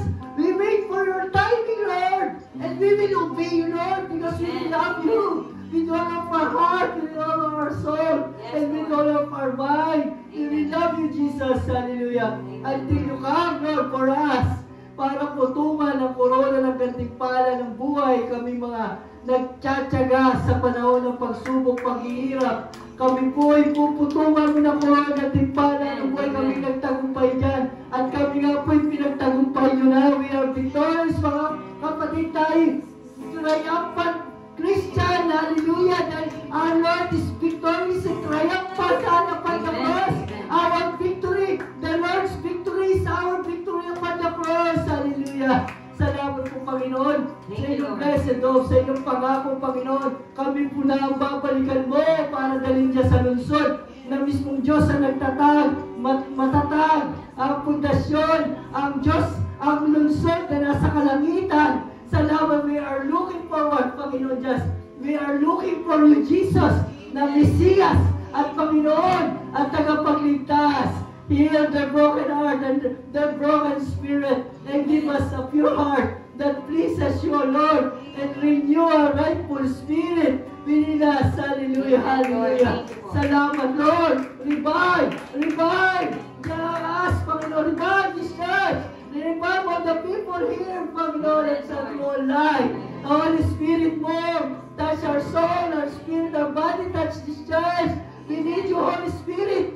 In the name of Jesus. In the name of Jesus Christ. In the name of Jesus. Mga kapatid, be healed. Be healed. Be healed. Spiritual, physical, in the name of Jesus. In the name of Jesus. Lord, kasiyahan niyo po mga nais at mga plano ng mga kapatid namin ito na naririto. Kasiyahan niyo po sila at pagpapalain dahil sila po ay may pananalig at pananampalataya sa inyong Panginoon. Hallelujah, samahan mo sila in those trying times, Panginoon. At sa panahon yun, doon namin mararamdaman yung inyong presensya.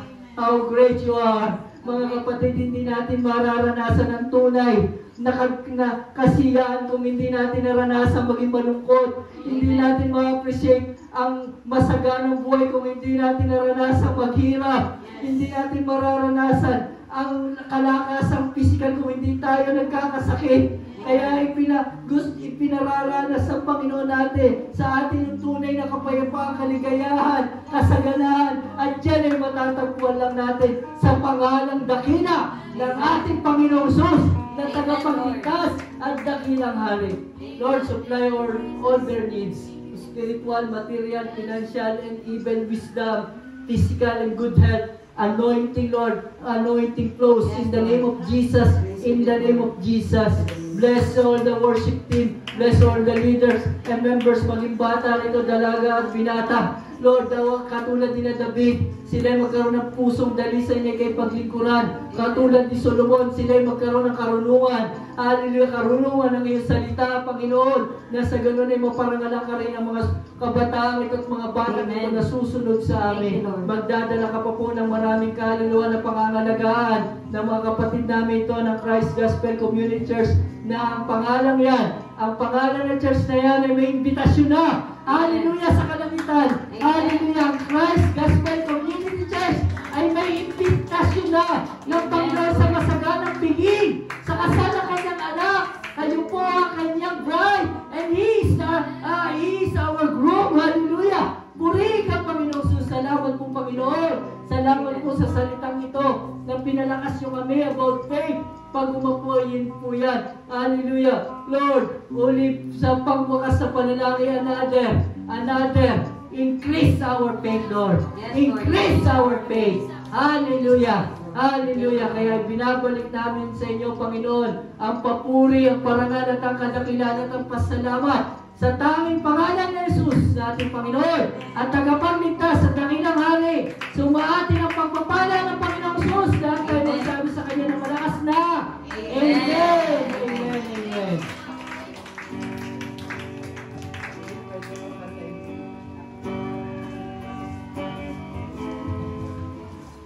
Amen! Purihin ng Panginoon. Napakaganda ng mensahe.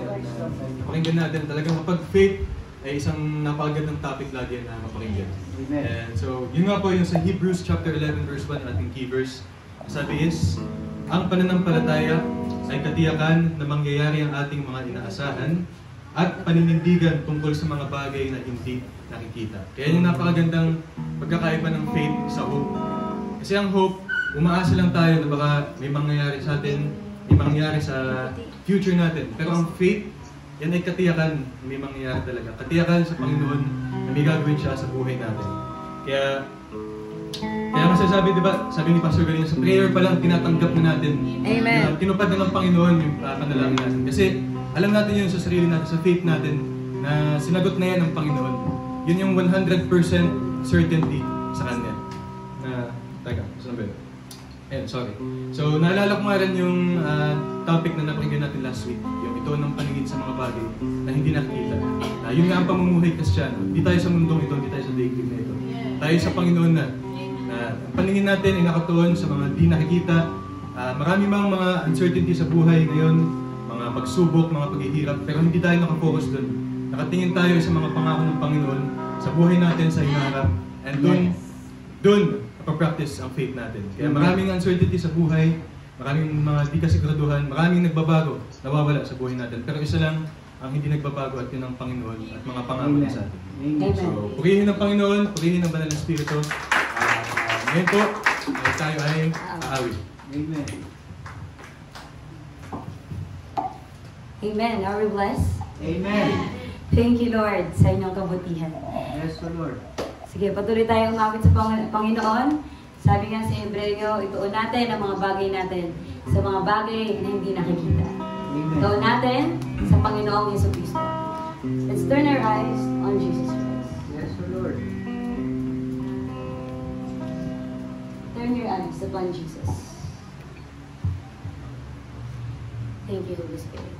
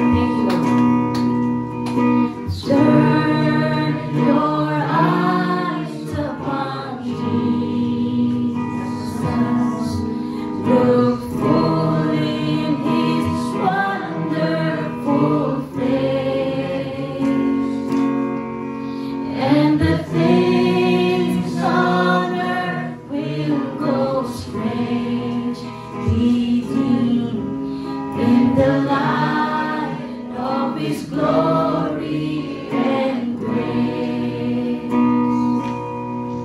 Siya'y bumangon sa kamatayan, sa buhay na walang hanggan. At tayo'y kasamang nabuhay, higit pa sa nagtagumpay. Thank you, Lord. Turn your eyes to the heavens. Our King will return for His throne. Every knee will bow, every tongue will shout, oh, glory to Jesus alone. Jesus, to you we lift our eyes. Jesus, our glory and our prize. We adore you, behold you, our Savior ever true. Oh Jesus, we turn our eyes to you. Amen, Lord, louder. Jesus, to you we lift our eyes. Jesus, our glory and our prize. We adore you, behold you, our Savior ever true. Oh Jesus, we turn our eyes to you. Oh Jesus, we turn our eyes to you. Oh Jesus, we turn our eyes to you. Yes, Lord, sa inyo namin, Panginoon, itinutuon ang aming mga puso, ang aming mga Yes, Lord. isipan. Thank you, Jesus. We will live by faith, Lord, Amen. and not by sight. Thank you, Father God. Thank you, Holy Spirit. Amen. Amen. Okay, manatili po tayo nakatayo at ganapin pa rin po natin yung isang malagang parte ng banal na pagtitipon na ito na sabi ng Lord, sa tuwing nagkakatipon-tipon tayo ay alalahanin siya yung Lord's table. Ano po?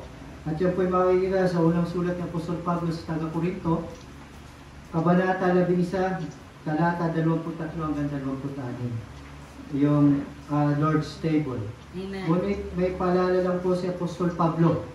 Bago tayo bumahagi ng tinapay na simbolo ng banal na katawan ni Jesus na pagpipira-pirasoy natin na tila katawan ni Jesus na nagpira-piraso sa pamamagitan ng kanyang pagtanggap ng hagupit palo, pagkasugat para lamang po tayo ay gumaling, lumakas, Amen. at binuhat pa nito, binata pa nito, yung mabigat na krus, simbolo ng ating mga kabigatan, papunta sa bundok ng Golgota kung saan doon siya nagpapako sa inyong tao. Na yung anyong tao na Jesus, simbolo ng tao yun, ng makasalanan. Yes. Inako niya tayo ang ating mga kasalanan. Yes. Kaya napako yun, it represent ng paghahatol, pero ang hinatulan na hindi yung tao, kundi yung kasalanan ng tao. Kaya namatay po yun. Pero hindi na natili siya sa tomb. On the third day, He rose again. Alive in spirit. Yes. Yun yung magandang balita. Tayong mga mananampalataya ng Panginoon. Mamatay, muling bubuhayin. Papunta sa buhay na walang Thank you, hanggan. Lord. That's why Jesus Christ resurrect and seated at the right throne of the Father of God. Amen. Father Almighty God. And He promised He will come back. Para sa atin na lang na nakipagtipan at nag-anak na ni Diyos. Yes. Sa 1:12 ng Juan, sino man na sumampalataya tumanggap sa Kanya ay pinagkalooban ng karapatang maging anak ng Diyos. At ang katawan at dugo ni Jesus ay para sa ating lahat. Amen. Sa mga makasalanan, tandaan niyo po yan. Hindi sa banal. Kasi for Jesus Christ came upon this world to save the lost, the sinners, di ba? Pero sa pangalawang pagparito ng Panginoon, para sa atin na lang nananalig.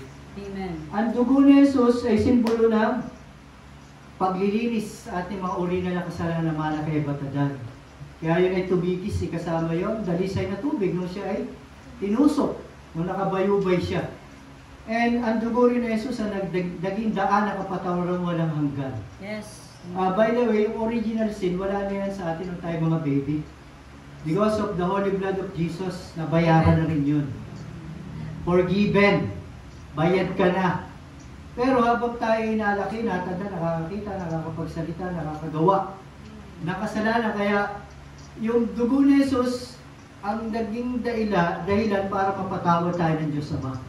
Sa ating mga kasalanan, kung tayo ay tapat na nagsisisi, Amen. sa ating mga kasalanan, sasabihin sa Panginoon ang mga kasalanan, Yes.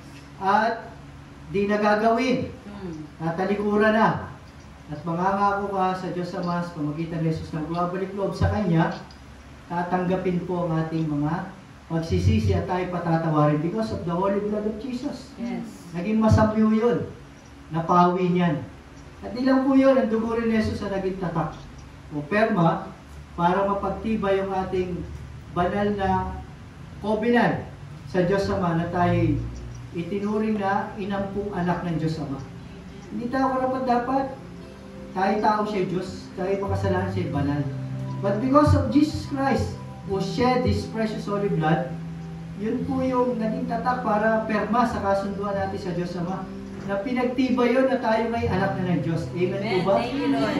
Kaya karapat-dapat na tayo sa buhay na walang gana at sa atin ng Espiritu Santo bilang katibayan na tayo tutubusin ni Jesus. Yung mga sabi nga po ay nasa kanyang Holy Spirit. At tayo yung babalikan ng Panginoon. Tayo mga anak ng Diyos. Yes. Pero may paalala lang po si Apostol Pablo para hindi tayo magkasala. Ang gagawin po natin ay banal. Why? Kasi nagiging banal to because of the presence of the Lord. Yes. Walang banal na tinapay, walang banal na juice, walang banal na tao, walang banal na lugar. Nagiging banal po yan because of the presence of the Lord Jesus na bumababa. Ano po? Yes. At yan nga po, dahil may fellowship tayo, bumaba ang presensya ng Panginoon. Amen. Sa kalagitnaan natin, kaya nagiging banal ang lugar na ito, nagiging banal tayo, nagiging banal ang tinapay at ang Diyos sa ating tatanggapin. Kaya para daw po makaiwas tayo sa kasalanan ito kasi merong condemnation eh. Pag hindi natin to ginalang. Sabi rito sa unang sulat ng Apostol Pablo sa taga-Corinto, Kabanata 11, talata 27 hanggang 31. Kaya ang sino ba kumakain ng tinapay at umiinom sa saro ng Panginoong Hesus sa paraang di nararapat ay nagkakasala sa katawan at dugo ng Panginoong Hesus. Ano daw yung mga hindi nararapat pag tumanggap na ito? Kaya dapat siyasatin ng tao kanyang sarili, magsisi, i-confess kay Lord yung mga kasalanan, magpalinis. Yes. Bago siya kumain, hindi pagkatapos.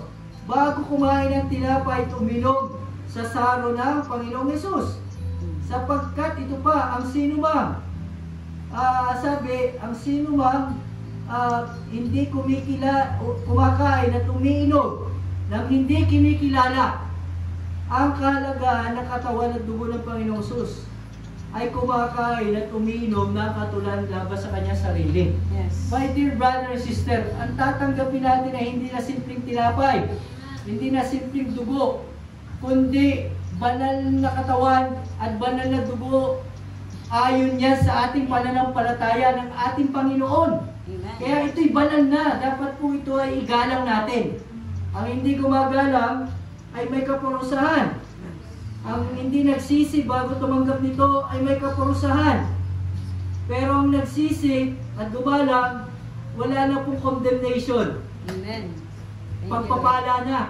Iyan ang dahilan kung bakit mahihina at sakitin na marami sa inyo at may ilan pa nga namatay na. It's either sakit, kamatayan, physical, spiritual, ganun po kasagrado ito. Ba't binaliwala natin to, hindi natin to isinapuso? Ano po? Pero kung sisiyasatin natin ang ating sarili, hindi tayo aatulan ng Panginoong Hesus. Ngunit inaatulan tayo ng Panginoong Hesus dahil itinutuwid niya lamang tayo upang hindi tayo maparusahan kasama ng sanlibutan. For Jesus Christ came upon this world to save the sinners. Ang hinahatulan sa atin, hindi tayo mga tao makasalanan, yung kasalanan. Kaya nga siya napako sa krusan, yung tao na makasalanan, namatay yun. Yung kasalanan ang nahatulan doon. Kaya muli siyang nabuhay. Tayo mga sumampalataya sa Panginoon, pagkatapos ng kamatayang pisikal, ay may buhay na walang hanggan sa muling pagparito ng ating Panginoon. Pero bago yan, sabi ng Panginoon, alalahanin natin siya. Amen. Kapag tayo ay nagkakatipon-tipon hanggang sa siya ay dumating. Ang tanong po ng ating Panginoon, kaharapan Diyos sa ngayon, ba mga kasalanan na gawa natin? Inisip, sinilta, ginawa, o nakita, o sinabi, nasa puso, na paglabag sa kautusan at salita ng Diyos, yung po ang kasalanan ayon sa unang Juan. Ang kasalanan ay paglabag sa kautusan. At sabi sa Romans 3:23, for all we have sinned and fall short in the glory of God. Walang malinis dito. Lahat tayo makasalanan. Yan ba'y siniyasat nyo na? Sinabi sa Panginoon at nangangako, pinagsisihan at nangangako kayo na tatalikuran na yan at hindi na gagawin pang muli. Say amen po. Amen. Amen. At magbabalik loob ngayon tayo sa Diyos Ama sa pamagitan ni Kristo Jesus. Amen. Amen. Kung gano'n, mga kapatid, tanggapin natin ang pagpapala ng Diyos Ama sa pamagitan ng kordero niya at ang buktong nanak o kordero ng Diyos. Buktong nanak ng Diyos Ama, aming Panginoong Hesus, nag-aalis, nagpapatawad ng kasalanan namin sa liputan. Patawarin niyo po kami. Mga kapatid, pinatawad na tayo sa ating mga kasalanan.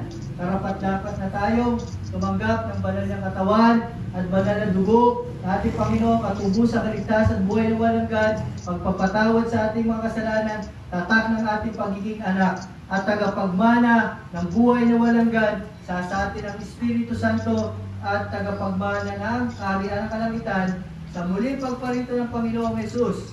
Doon sa kalangitan, maghahari tayo magaya ni Yesu Kristo magpakailanman.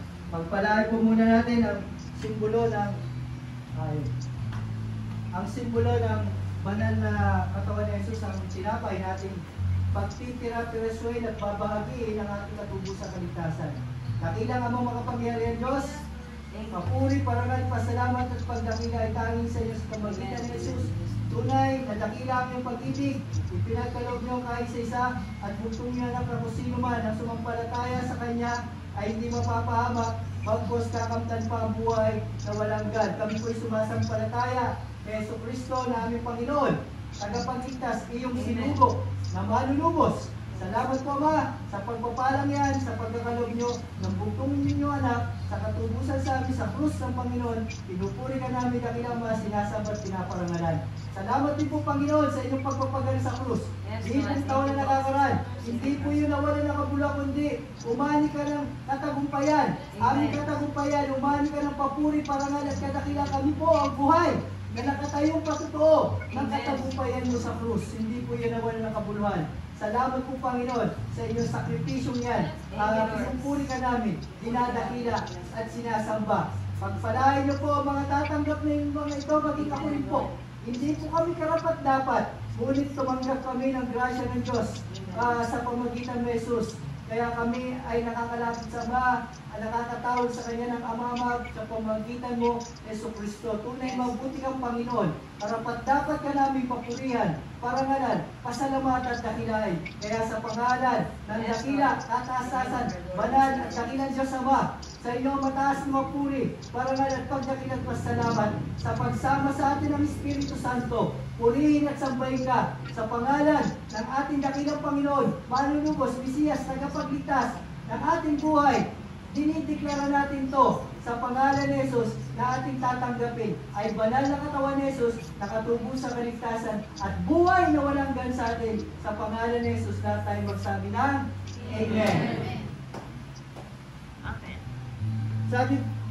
Sabi po ni Apostol Pablo sa unang Korinto, Kabanata 11, talata 23 hanggang 26, sapagkat ito ang turo na tinanggap ko mula sa Panginoong Sus at binibigay ko naman sa inyo. Noong gabing siya'y pagkanulo, ang Panginoong Sus, siya'y dumampot ng tinapay,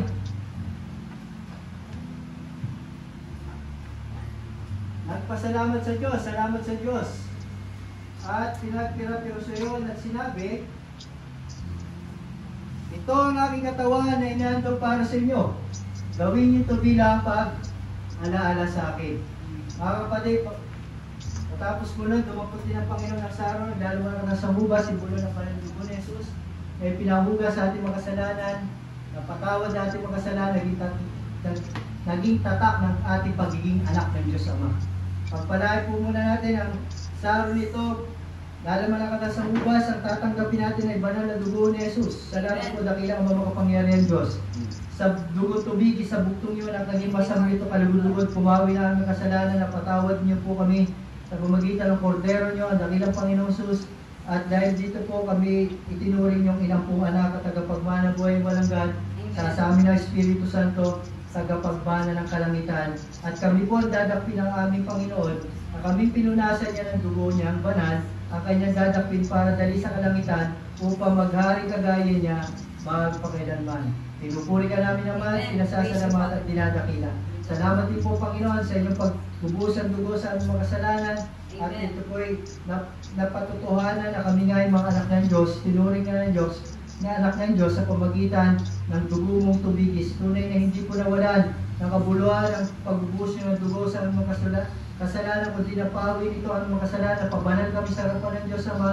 At dahil po dyan, Panginoon, karapat dapat kang purihin, parangal at pasalamatan, at kayo po ang madakila hanggang sa muli mong pagbabalik, Panginoong Sus. Pinupuri ka namin, Panginoon, sa dakila at sinasamba. Kaya dinideklara namin sa pangalan ng kataas-taasang banal at dakilang Diyos Ama, purihin at sambahin ka sa pagsama ng Espiritu Santo, purihin at sambahin ka sa pangalan ni Jesus. Purihin at sambahin ka na ating tatanggapin ay banal na dugo ng ating Panginoong Sus ay binuhos sa ating mga kasalanan, naging tatak na ating pagiging anak, ang papuri, parangal at pasalamat sa tanging pangalan lamang ng ating dakilang Panginoong Sus, lahat tayo magsabi na Amen. Sabi nga sa 1:12 na uwas, sino man ang sumampalataya tumanggap sa Kanya, sa ating Panginoon, ay pinagkalooban ng karapatang maging anak ng Diyos. Kaya pwede na po tayong bumahagi ng banal na dugo ng ating Panginoong Sus. Matapos magapunan, dumampot din siya ng saro at sinabi, ang sarong ito ang bagong tipan na pinagtibay ng aking dugo. Sa tuwing inumin ito, gawin ito bilang pag-alaala sa akin. Sapagkat sa tuwing kakain kayo ng tinapay na ito at iinom sa sarong ito, ipinapayag niyo ang kamatayan ng ating Panginoong Sus hanggang sa kanyang muling pagbabalik. Ipamahagi po ang banal na katawan ng ating Panginoong Sus sa pagkain ng ating kaluluwa, at ipamahagi rin po ang banal na dugo ng ating Panginoong Sus na inumin ng ating Espiritu. Muli ang papuri, parangal at pasalamat, kadakilaan at kalwalhatian sa pangalan lahat ng ating dakilang Panginoong Sus. Lahat tayo magsabi sa Kanya na malakas na Amen. Amen. Amen.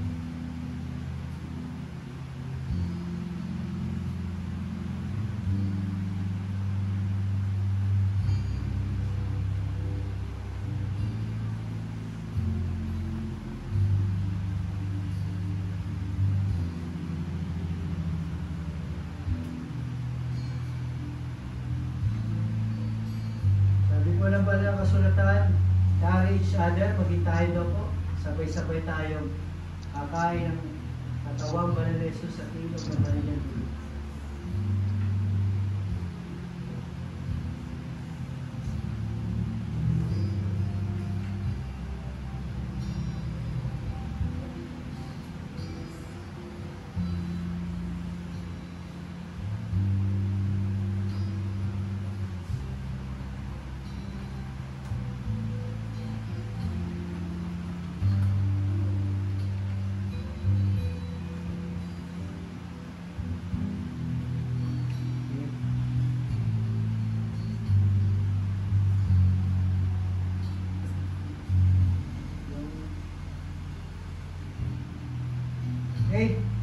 Taas po natin ang simbolo ng banal na katawan ng ating Panginoong Sus sa katubusang kaligtasan at buhay ng walang hanggan. Maging ang simbolo ng banal na dugo ni Jesus ay pinanghugas sa ating mga kasalanan at itatak na ating pagiging anak. At tayo po ay magpasalamat sa ating Panginoong Sus at sa Diyos Ama. Salamat po Amang banal na kilang Diyos sa inyong bugtong na pinagkaloob sa amin. Tunay na dakila ka, natubos sa ligtas sa patawad kami po ay naging anak nyo. Purihin at sambahin ka. Salamat din po Panginoon sa inyong sakripisyong ginawa sa krus. Yung po ay aming katagumpayan, inyong katagumpayan. Kami po ang buhay ng patutuo ng inyong ginawang katagumpayan sa krus. Kaya karapat-dapat ka namin purihin, parangal at sambahin. Hindi po kami karapat-dapat tumanggap ng banal yung katawan at banal yung dugo. Ngunit kami po ay kinasihan, kinalugdan at pinanyo at pinagpala nyo. Kaya binabalik namin sa inyong Panginoong Sus ang papuri, parangal at pasalamat at kadakilaan, kanwartihan. Sa pangalan ni Jesus, mga kapatid ko sa Panginoon, kanin natin ang banal na katawan ni Jesus, na pagkain na ating kaluluwa, at inumin natin ang banal na dugo na ating Panginoong Sus, na inumin natin yung Espiritu. Muli ang papuri, ang parangal at pagdakila at kasalamat sa tanging pangalan lamang ng ating dakilang Panginoong Sus. Lahat tayo magsabi sa Kanya na malakas na Amen. Amen.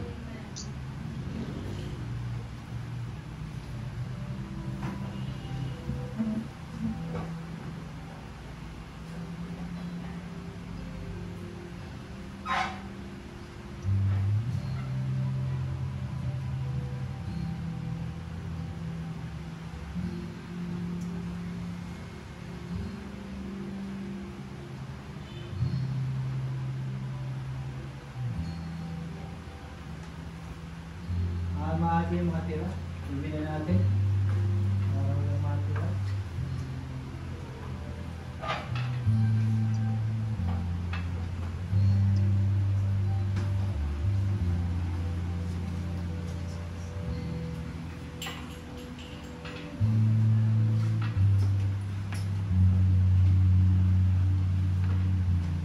Ano pa?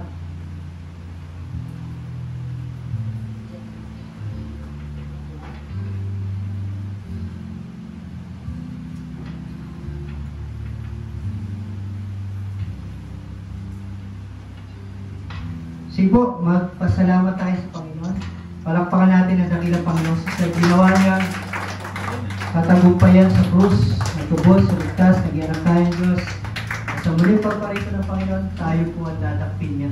Para putungan ang korona at tipala ng buhay, kamtan ng buhay na walang gan, sa atin ng Espiritu Santo, at maghahari tayo magaya ni Yesu Cristo magpakailanman. Kaya sa inyo, Panginoong Sus, ang papuri, karangalan, kadakilan, at pasasalamat sa pangalan lamang ng ating dakilang Panginoong Sus. Lahat tayo magsabi sa Kanyang malakas na Amen. Amen.